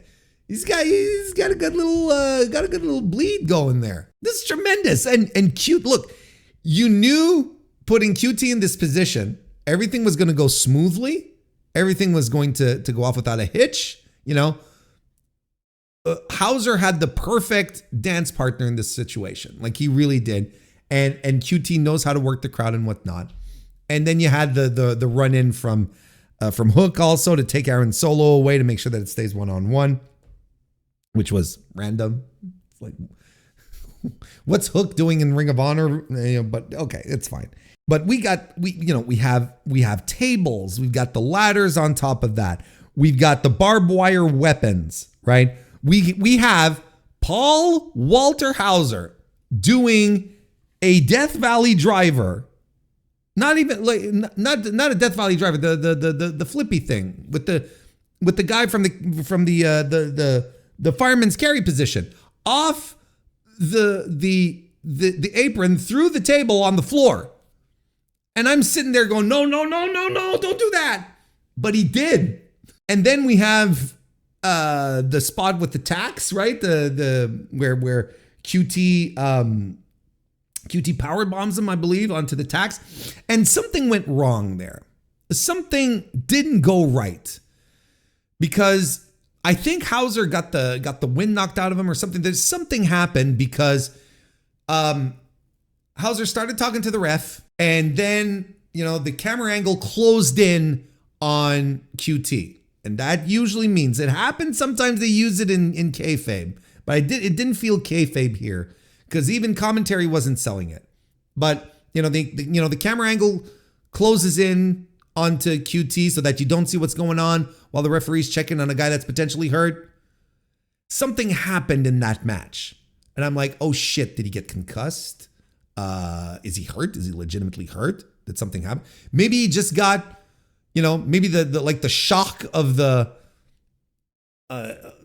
tax, landing through, immediately piercing his skin. Maybe that all, he just went, your body just goes into shock. Could have been so many things, honestly. I was like, oh, fuck. And then QT sort of says something to the ref and then pushes up his legs to go for the pin. And I'm like, oh, shit. They're going to the finish, like right now. But no, Hauser kicks out and like, okay, all right. A little weird, but at least Hauser looks okay. And he finished the match and he looked fine. And he even did the post-match presser and he looked fine as well. Listen, this was a blast of a match. This was so much fun. And the glass was real, I believe, because QT took some glass to the back and he was bleeding. So I'm like, all right, okay. So we really went all out here. This was preposterous. And why is Paul Walter Hauser doing this? Look, here's the thing. Paul Walter Hauser will never bring any fans to watch pro wrestling, okay? He can be in movies with Sydney Sweeney, and be recognized as a good comedic actor. He can do the Fantastic Four, but the Fantastic Four people are not following him to watch him do pro wrestling, and this goes for the same with MLW too, okay? So he's not going to draw people. All right. I think we just got to be realistic about this. But outside of that, I can absolutely respect this man for the love, the legitimate love that he has for pro wrestling. Like, this is not a guy just coming in to be tagged in, You know how this usually goes with with superstars, like mainstream stars coming in. They do a tag team match and they get the big hot tag and they do their moves and that's about it, right? You know what I'm talking about? This is a guy who loves pro wrestling. This is a guy who absolutely loves pro wrestling to the point where he's like, I want to do a hardcore match and yeah, I'm going to bleed for it. I want to do something fucking awesome here. And for that, I can't poo-poo this guy away. Like, his level of effort here was outstanding. He, even for a run-of-the-mill pro wrestler, I would have been impressed. But I'm doubly impressed because this is a Hollywood actor. This is a Hollywood actor who gets these big gigs, right? Isn't he in the Springsteen movie too? Like, he gets these huge gigs. And then he's like, what am I doing? What am I doing between shoots? Oh, gonna go get dropped on some glass. Gonna go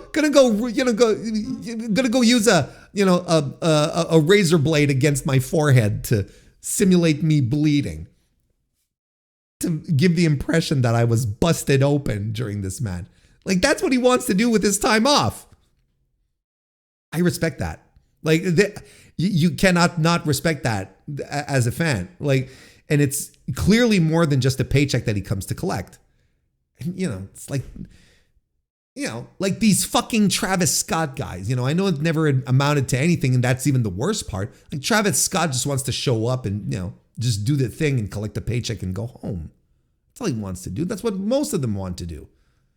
Is Paul Walter Hauser, come to think of it, is he like is he the top celebrity pro wrestler of all time? Like a celebrity who hasn't turned to commit to it full time, who still has their celebrity gig, but then, comes in and does. I'm like, as I was thinking about putting my notes together, as I'm getting ready for this review, I'm thinking about it. I'm like, I can't think of anyone else, Lawrence Taylor. No, that match blew. That was awful. Jelly Roll. Apparently he was pretty good in the match. I can swear he wasn't as good. He very likely wasn't a quarter of as good as Hauser was, or gets committed. Not Rodman. It's like, who like, and even Andy Kaufman, right? God bless his soul. And one of the greatest celebrity, inclusions into pro wrestling, because he got the work he understood the work so much.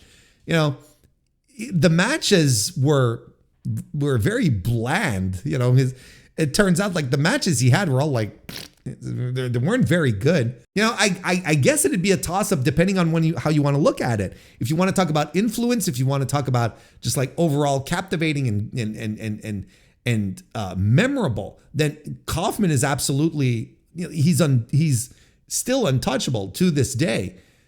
But as far as effort goes, investment, pure love of what's going on, it's got to be him. It's got to be him.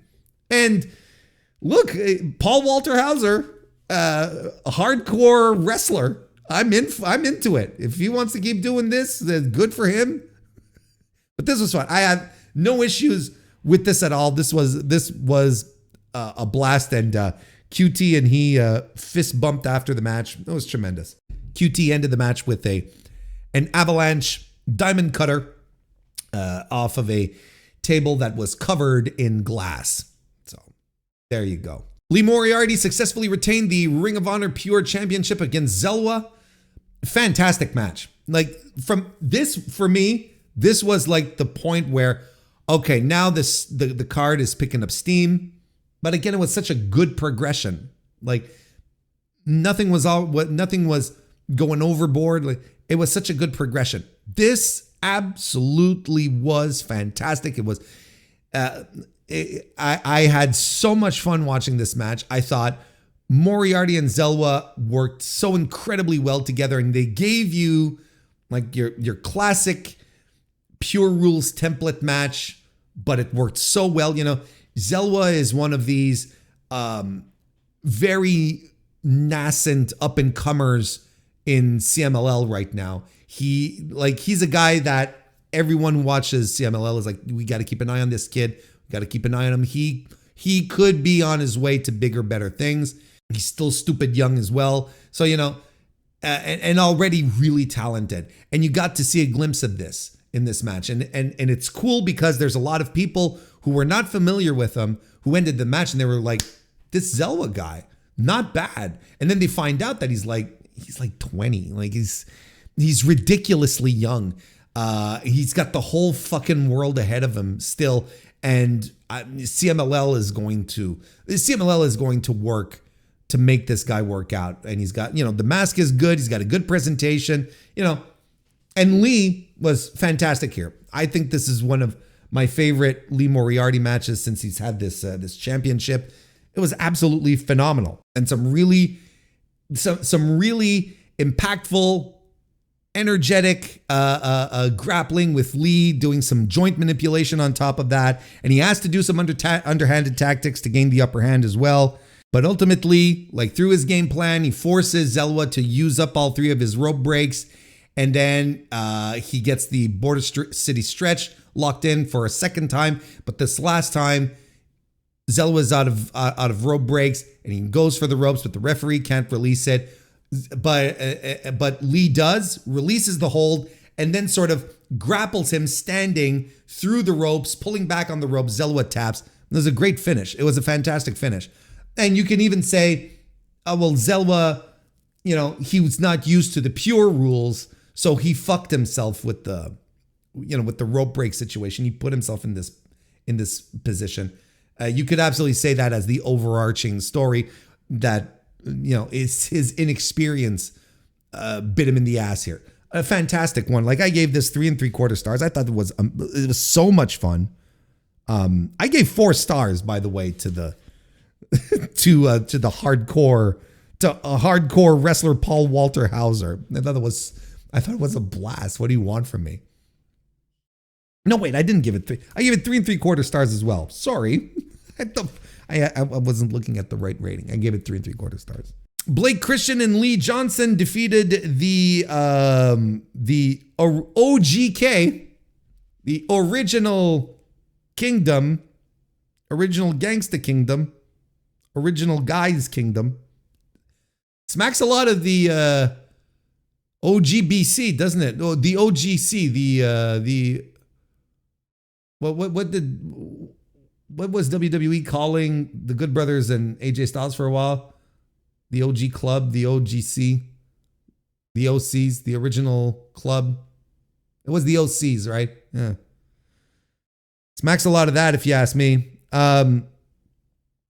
This was well worked, strong match, a lot of fun, well put together. I don't have many notes. The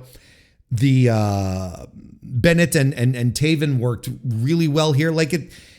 We're clearly continuing the elevation of Blake Christian specifically, but Lee Johnson, man, he is looking sharp. Here's another guy. Like I was talking about Captain Sean Dean earlier. Our boy here, Lee Johnson, big shotty, man. He's finding his footing too. This is a guy that's very close to being the package. He's so close. This stuff is working out. I'm going to tell you, like, if we start getting dudes coming out of Ring of Honor like this, maybe the idea of it being developmental for AEW isn't such a bad idea. Because Lee Johnson's looking very, very good. This match was really good. I don't have many notes. There's a lot of inventive double team stuff from both teams, which was really good. And you could tell, Taven and Bennett, the old veterans, guiding through this match. They were completely in their element, top level wrestlers that just know what to do. It was a solid 3.5 star match, where you're having a good time. You're enjoying this. I have no complaints. And the team of Christian and Johnson, when they're called the Swirl now because of Vanilla Baby Christian, Blake Christian, the Swirl. Usually swirls are a little soft. I just want to put that on there. We also started the Ring of Honor Women's Pure Championship tournament. We had a quarterfinal match, the first of many. The participants in the tournament are going to be Queen Aminata, Taya Valkyrie, Deonna Purrazzo, Trish Adora, Billy Starks, Olympia from CMLL, Serena Deeb and Yuka Sakazaki. Those are going to be your participants in the tournament. This also probably ends all of this endless speculation regarding Deonna Purrazzo as well, because Tony gave a 17-minute answer as to why Deonna Purrazzo was not on TV. And I'm glad Tony, look, he took 17 minutes to explain why she wasn't around on Ring of Honor anymore, on AEW. Where is she? What is she doing? And, I'm like, 17 minutes, Jesus Christ, it's not that big a deal. And it's just Deonna Purrazzo. And I'm glad Tony basically, gave an answer and said, look, she's going to be back. I just had, there's all sorts of issues. And then on top says, well, you know what? He didn't say that exactly. I'm paraphrasing, but he said, look, she went to CMLL and my partners weren't impressed with what she did. And so, I doghouse her for a while. And I think that he didn't say it that way, but that's what it meant. And that's all right. And she, I'm glad he put some clarity onto all of that, because this could have turned into another Ricky Starks, another Karrion Kross situation where everyone is like latched on to this mid-carder, maybe more of a Karrion Kross situation than a Ricky Starks thing, but where everyone latches on to a mid-carder that has never really done anything, but somehow it becomes this huge story. And then people are like, weren't you using deal? Like, people turn this thing into a huge deal where it's like, well, this person hasn't done anything like to draw or hasn't been a cornerstone to anything in this promotion. Why are we so worried about what Karrion Kross is up to, what Deonna Purrazzo is up to, But look, it's all been nipped in the bud. Plus, she showed up. She's in the tournament. There we go. Everyone's happy. Everyone's happy. So the tournament began, ultimately. First quarterfinal match. Queen Aminata defeated Taya Valkyrie. I'll tell you what, whenever I think pure wrestling, I immediately think of Taya Valkyrie. It feels like it was supposed to be someone else in this spot. I'm sorry. It feels like it was supposed to be someone else and that person couldn't make the date or got injured or whatever the fuck. But why are you putting Taya Valkyrie in a pure wrestling tournament? Anyway, good win by Queen. This is what when I was looking at Queen here again, and I say this on the Dynamite reviews where I keep talking about how Aminata on Dynamite she's not the same as when she wrestles in DPW, in Deadlock, where she's just violent and mean-spirited and bitchy, And she everything feels a lot more free-flowing, a lot more loose. She feels more uptight, more streamlined, I guess. Uptight might not be the good word, but more streamlined on Dynamite, where she doesn't have as much luxury to do things and feel things out as she does on Deadlock Pro. And we kind of got that in this Ring of Honor match, where she felt a lot looser, creating the crowd connection. I'm like, yeah, more of this. This is the Aminata that I really like.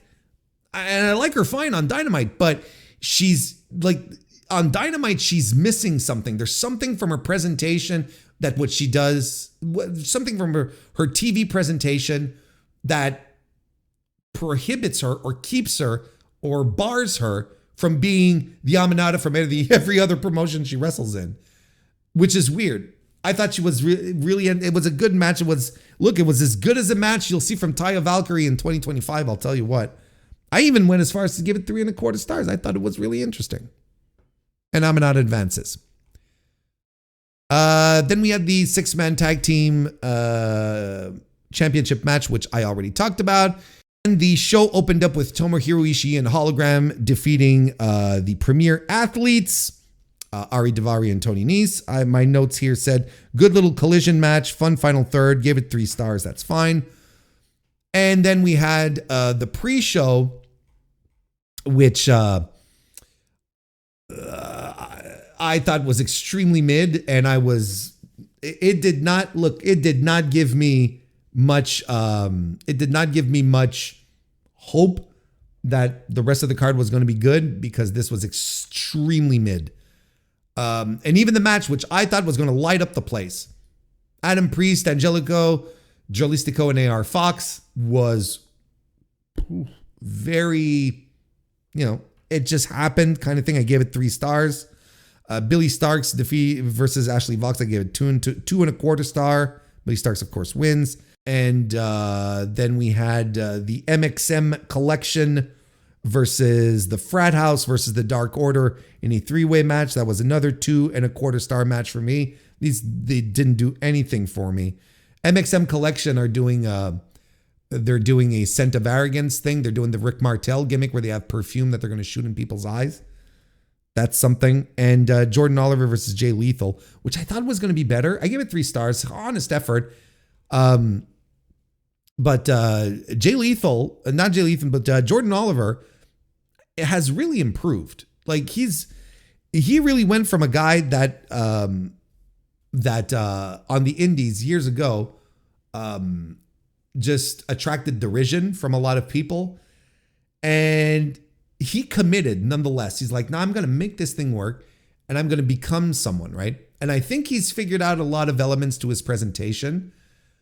I think he still needs some work. It's not a finished product, but I can appreciate that 2025 Jordan Oliver is a much better pro wrestler than 2019 Jordan Oliver, which should be the case, quite frankly. And it's cool that he, Tony, this is like what, his second Ring of Honor booking? So clearly Tony has taken a shine to him. He's like, okay, let's have him back. He loses to Lethal in this one, and they're setting up a feud between Lethal and Blake Christian because they had a little backstage confrontation, and Jay Lethal was watching the Blake Christian Lee Johnson match with the Kingdom. He was watching that on the screen backstage, and in full, 3/4 position, the awkward position that WWE always had their wrestlers watching TV. He was doing it. Like groan. But back to Jordan Oliver though, really quickly. Look, I know it's different to wrestle in front of a camera versus anywhere else. So, I think he still has to find his footing on that in that regard. But look, Caprice was putting over the fact this kid has the it factor. He has it. I'm like, really? I don't know. I don't know if he has the it factor, but he has a factor. And I think he's worked hard for it. And I think he's finally got the hair figured out. I think finally Jordan Oliver has figured out a good haircut for himself. That could take a while. I think he looks good. I think it was good. But he had, he had a perfectly fine match with Jay Lethal, the 3-star special, and that's all really that you can ask for. So there you go. Ring of Honor, Death Before Dishonor. Again, I thought a really good show. Lots of really good stuff. Might be a promotion that no one watches. might be a promotion that you only hear about in passing.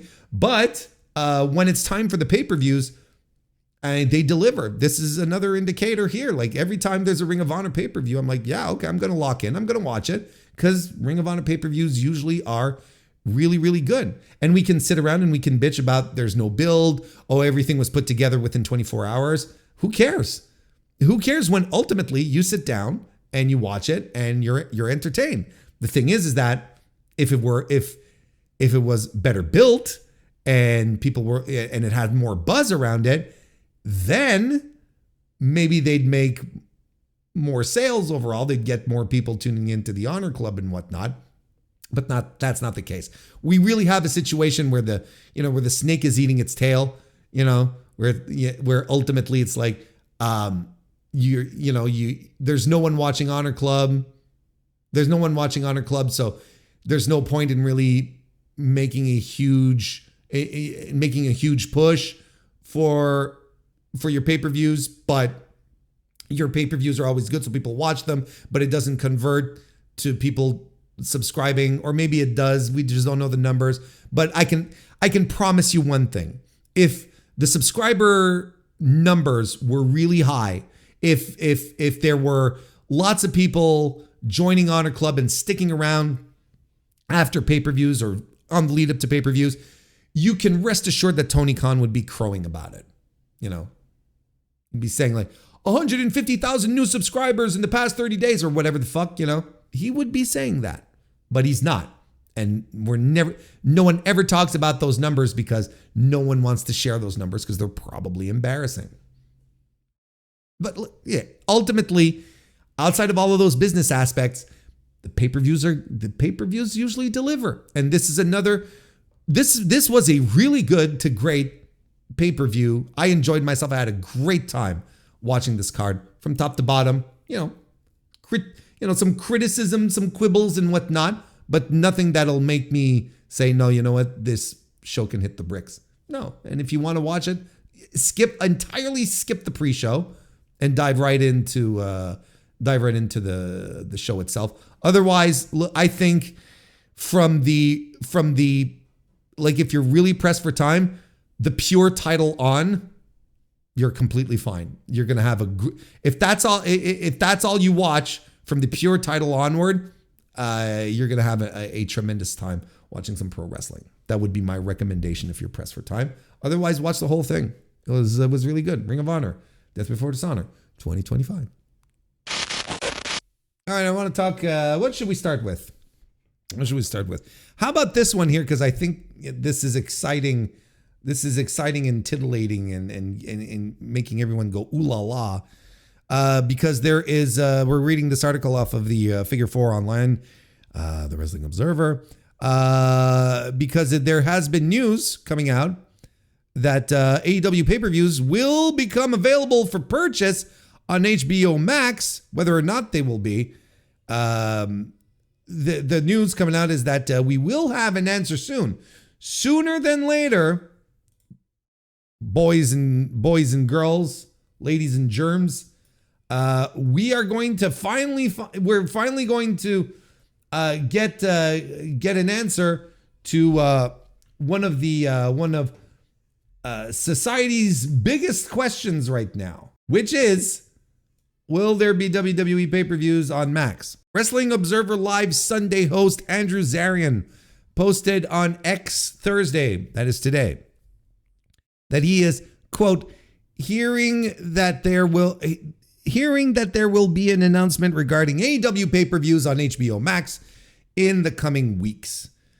The ability to purchase AEW pay-per-views on the app of their US broadcast rights partner was part of AEW's new TV/streaming rights deal that kicked off this past January. When Khan was asked about an update on a media call earlier this year, he said there was no timetable ever given or an expectation that technology would be available in the first half of the year. AEW has four PPVs remaining in 2025, with September's All Out, October's Wrestle Dream, November's Full Gear, and December's World's End. AEW archive content and weekly simulcasts of both Dynamite and Collision are available on the service currently. I, for one, have a lot of difficulty understanding why AEW fans are so hung up on this idea of the pay-per-views. When are they going to be on Max? When are they going to be on Max? Is it because most AEW fans have HBO Max and don't want to subscribe to any other services? Like, I don't like that. Doesn't even make sense as a thought process, as something to try and break down as to why people are thinking like this. Because I don't understand. Maybe someone in the chat can explain to me. Because can explain to me why this news about AEW pay-per-views being available on Max is such a big fucking deal, when you can, well, look, let's run it through here. In the United States, AEW pay-per-views are available on Amazon Prime, Fubo TV, payperview.com, and YouTube, in addition to traditional cable and satellite outlets. So, like, it's always baffled me as to why people are so hung up on this bit of news. Like, it was supposed to be part of the deal that started in January. The HBO Max still hasn't announced its pay-per-view capabilities, so it hasn't been confirmed yet, so it's still not part of the deal. Is it keeping people from going and buying the pay-per-view elsewhere? Well, if so, that's weird. Like, I understand there's a lot of people who don't want to buy stuff off of Amazon. I get that. Okay. But then you can go and buy it off of YouTube. You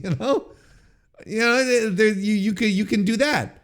Or, you can, get creative with a VPN and go buy it on Triller. It's like there's a lot of things here. Is it a question of convenience? I don't know what level of convenience you need more than just going on YouTube and buying the fucking pay-per-view. Like, everyone has YouTube. So I fail to understand why this is such a big talking point and why people get really fucking excited. Now, is it because that these fans are expecting these pay-per-views to be free or included with their, subscription in Max, or on at least on a certain tier, right? Is this something that fans are expecting? I would argue, okay? I would argue that there is a very low possibility that AEW is going to make their pay-per-views a part of a streaming service without having people pay a little extra for it.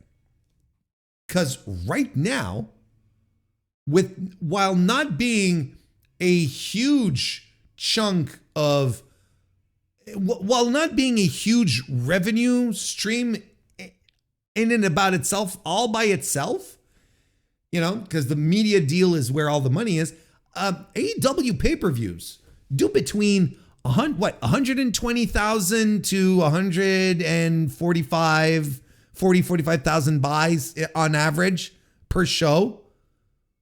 That's a lot of money, nonetheless. And is AEW, despite the fact that they have a very good media deal, are they ready to cut the cord on that and just like, here, everyone splurge? I would argue, no, they're not ready to do that. I would argue that they see the issue that the $9.99 all-you-can-eat buffet that the WWE Network created for WWE pay-per-views, because now we're in an era where no one wants to buy for them anymore. No one wants to pay for them anymore, because everyone's expecting to just have access to them. That's why there's a lot of, look, WWE fans, there's a substantial segment of WWE fans who raised a stink at the idea of potentially having to pay $30 a month for the ESPN streaming service to have access to the PLEs, because they're not used to paying for it anymore, or at least not at that high a price. $10 on Peacock isn't bad. But now you're tripling the price, and they're not seeing the value then, these fans, they're not seeing the value then of having ESPN and then having access to all of the other ESPN programming and live sports and whatnot. And maybe they're not sports fans like myself. For me, if I lived in the US and had to do the ESPN thing, I'd be kind of pissed. I agree. I'd be like, fuck this shit. $30 a month to watch, WWE pay-per-views, and I don't watch football, baseball, anything else. So I'm like, I don't know. I know I wouldn't do it, so I understand. I can relate to the sentiment. My point being, coming back to AEW and the pay-per-views on Max, I would assume that AEW does not want to devalue its pay-per-views, because right now the pay-per-view, the AEW pay-per-view, is the most highly regarded output that can be observed via consumer metrics that that AEW produces. It's their top thing. We know because the TV is floundering. They're having trouble drawing people to the weekly TV to begin with. And look, we don't talk ratings here on the show because there are people out there that have been doing it for much longer than I have and who are much more well equipped to talk about it. Dave and Brandon and Joe. They all do tremendous work breaking down ratings, so I'm not going to pretend that I do it. But I do see, like, last night's Dynamite rating, it comes out, and you're like, you know what, this is not very good. 2 weeks in a row where it's under 600,000 with a not great demo. 0.13, I think, was the demo. That's not good. That's not good. So they're having trouble getting, like, they're having trouble with the weekly offer, but the pay-per-view always does well, always sells thousands of tickets. There's always people in the seats because the pay-per-views are guaranteed quality every single time. It's, the floor on AEW pay-per-views is good, and then it goes from there. Seldom underneath. There's not a lot of pay-per-views that AEW has put on in their history where you're like, this wasn't very good. Really not. You can count them on one hand at this point. So the point I'm trying to make here is it is their most prize output, their most prized piece of content is the pay-per-views. It's the one that people are paying $60 to watch and, rushing to the buildings, and rushing to the pre-sales to buy tickets. It's the only one. So why would they want to try to start and remove its value, devalue it by throwing it into a package like this? I don't think it's a smart strategy, especially when you consider, on top of that, when you consider right now the current landscape, the current media landscape, which can change up and down in 4 years' time when AEW's deal is coming up. But when you look at the landscape and WWE is spreading out, picking up partnerships with all sorts of high-level broadcasters, probably installing some exclusivity clauses in their contracts too. The field for AEW to negotiate once it's going to be time to renegotiate their contract is shrinking. If AEW were to start tomorrow to renegotiate its contracts, think of all the places that they cannot go talk to that they could just a year ago or a year and a half ago a year ago, right? When they were negotiating their deal. They can't go to Disney anymore. They can't go to NBC Universal. They can't go to, the CW is out. They can't go to Netflix. There's other places. Don't get me wrong. What I'm saying is that the field is shrinking. It might be a completely different, it's impossible to predict what's going to happen, and it might be a completely different playing field in 3 to 4 years when it's time for AEW to negotiate its next deal. Who knows?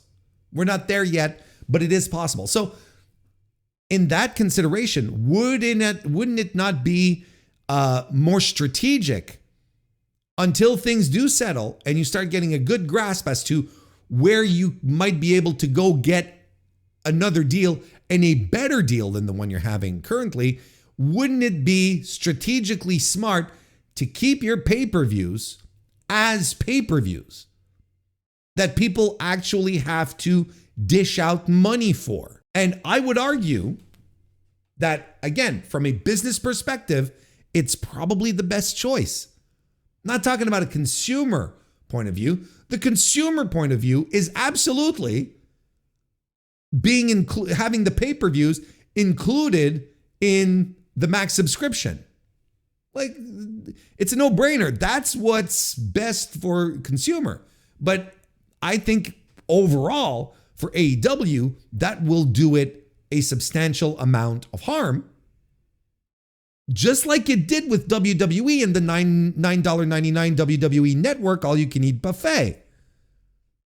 It ended up hurting WWE more than it helped, because WWE ended up looking back at the network and saying, this didn't work out, this is a failure.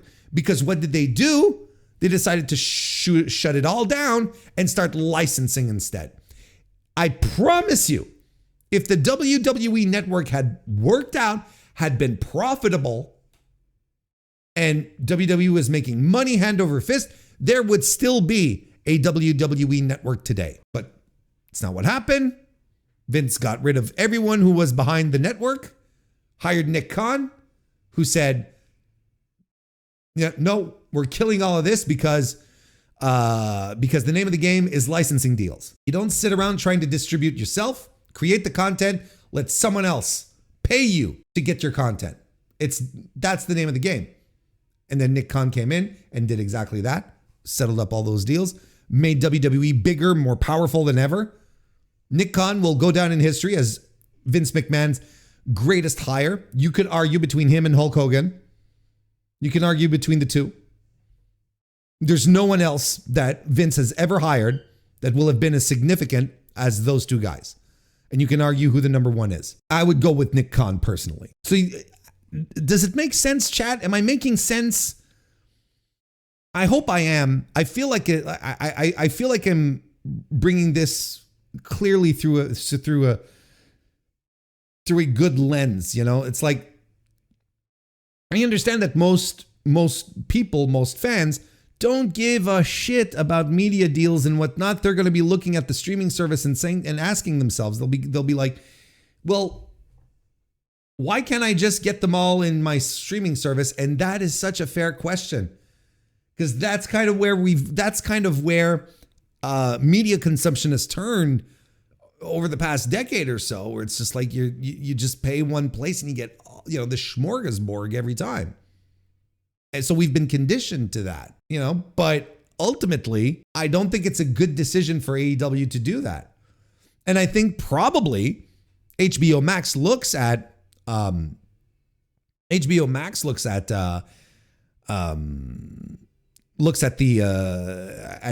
pay-per-views and goes and probably says, well, you know what, this kind of adds value to the platform if we can add an extra little bit of revenue here. And I'm pretty sure AEW will have a nice little, you know, cut of the cake, a nice little slice of the pie for whatever amount of money they're able to negotiate, whatever percentage they're able to negotiate with Max. I'm sure it'll be much better than if they did it, you know, practically anywhere else, because they're already like intertwined. I feel like this is the most reasonable expectation, right? Look, I'll put it to, I don't know what they're going to do. This is not a prediction, okay? So I'm not saying, well, AEW is absolutely going to do this. I don't know what AEW is going to do. All I can do is, like, with the information that I have, this fucking article here, observing what's been going on for months now, right? Weeks, months, with the landscape and how WWE is reacting to things and whatnot. All I can really do is take all the information that's available there and say, well, in their shoes, I would do this. Yeah, I would do this kind of thing. And what I do is put pay-per-views on Max, but they are pay-per-views. So, you know, regardless of what tier you're on, you're paying full price. I don't know. Maybe on the top tier, like the third tier, they're like half off or something. But you can't. I think it would be bad for AEW to train its audience into believing that the pay-per-views aren't worth your money. And I personally don't think it's going to attract more people, because I believe that the hardcore AEW fans buy the pay-per-views. I think they go out and buy them regardless. And even though they bitch and complain that they're too expensive, $60, they go and buy them anyway. $60 in this economy, I can't do it. They go and buy it anyway. That's what I think. So, I mean, it'll be interesting to get some clarity on this, to see what the strategy is. But like I said at the start, I don't know why people are so hung up on that. I don't know why people are so hung up on pay-per-views absolutely being on Max, unless it's because they want the pay-per-views to be included for free in the subscription, which I don't think it would. I think we should create set our expectations for the pay-per-views on Max to be an extra charge, to be an actual pay-per-view. I think set yourself up for that, and you can, from that point on, you can only be delightfully surprised. Or your expectations will be met. Or you'll be delightfully surprised if it's something else. I'm anticipating a discount. Currently, I get the pay-per-views through Amazon. I got them on BR and then Triller after. It would be nice to have it all in one place. Now, this is also something that I can get behind, where it's like, well, I bought all these pay-per-views, right? And I don't want necessarily to have to go through all of these different services to get to the pay-per-view. Like, it bums me out that Triller is on the outs. That it's not in a good spot, because I bought all my fucking pay-per-views on Triller. They're all there.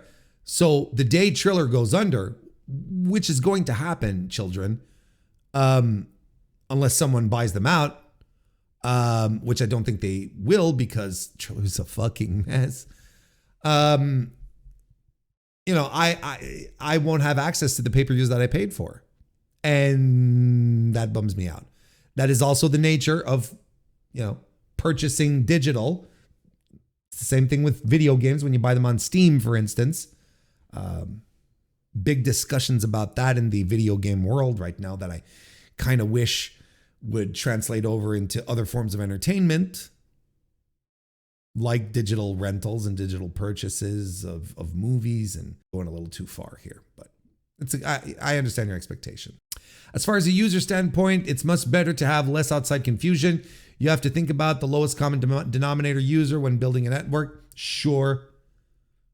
I don't think it's all that confusing, though, to have, a bunch of different outlets to buy pay-per-views off of.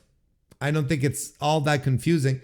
Look, right now, the worst situation right now is WWE, where, I'm sure you've seen the graphs now of where to watch WWE programming.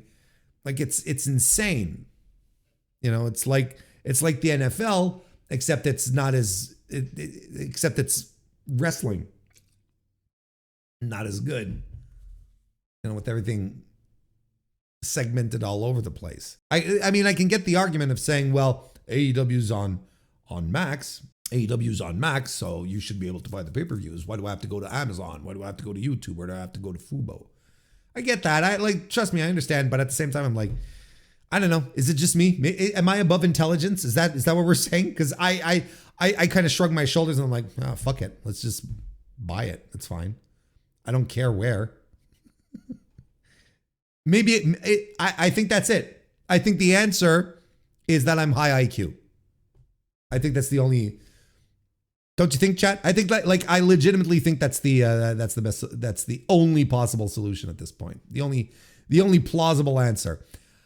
Time Warner is in serious debt, so the idea of a discount should be measured. Here's the thing that I don't understand about streaming services. You come from good genes. Oh, please, we're not opening that can of worms here. I know my t-shirt that I've been wearing, for the past week or so. I know it looks like denim. Yeah, I know it looks like jean material, but it's not. It's just cotton. So this is not like Warren's attempt at an American Eagle commercial. Please. What were we saying?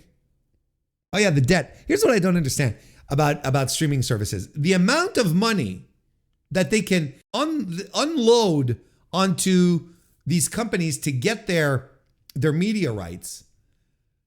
And there is no conceivable fucking way in hell that with their user base, they're able to get back all of that money. Okay? Folks, do not forget that UFC is a 7-year deal for like $1.1 billion a year. Okay? For Paramount. Paramount has, if memory serves me right, because I saw the numbers recently, I believe it's like 7 million. They have 7 million users worldwide. Okay?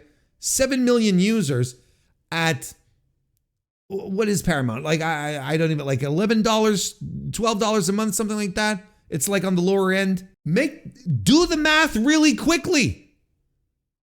And you will see it makes no sense. These deals make no fucking sense.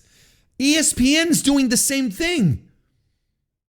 They paid, I don't remember how much for WWE. I think it's like a total of, I don't remember what it is. But then on top of that, like they're renegotiating with MLB to get a bunch of money there.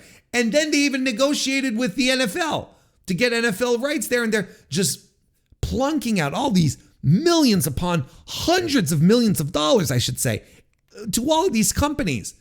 And they don't have the user base to back it up. Like, I don't understand. So I understand you. See, to anyone with a brain, Meggie, like myself, Time Warner's in serious debt. So, we got to be careful with the discounts. But then again, I'm like, I don't know. I don't know. Because these companies just keep shelling out millions of dollars for these rights. I don't get it. I don't understand it. I legitimately do not understand it. I'm going with Nick Khan as well, but only because I don't want to give Hogan credit for anything. Oh, that's fair. But I think he is like legitimately the best hire. Like whether how you feel, regardless of how you feel about Hulk Hogan, I really do feel like Nick Khan is probably the best hire that Vince McMahon has ever done. If we want to doom and gloom,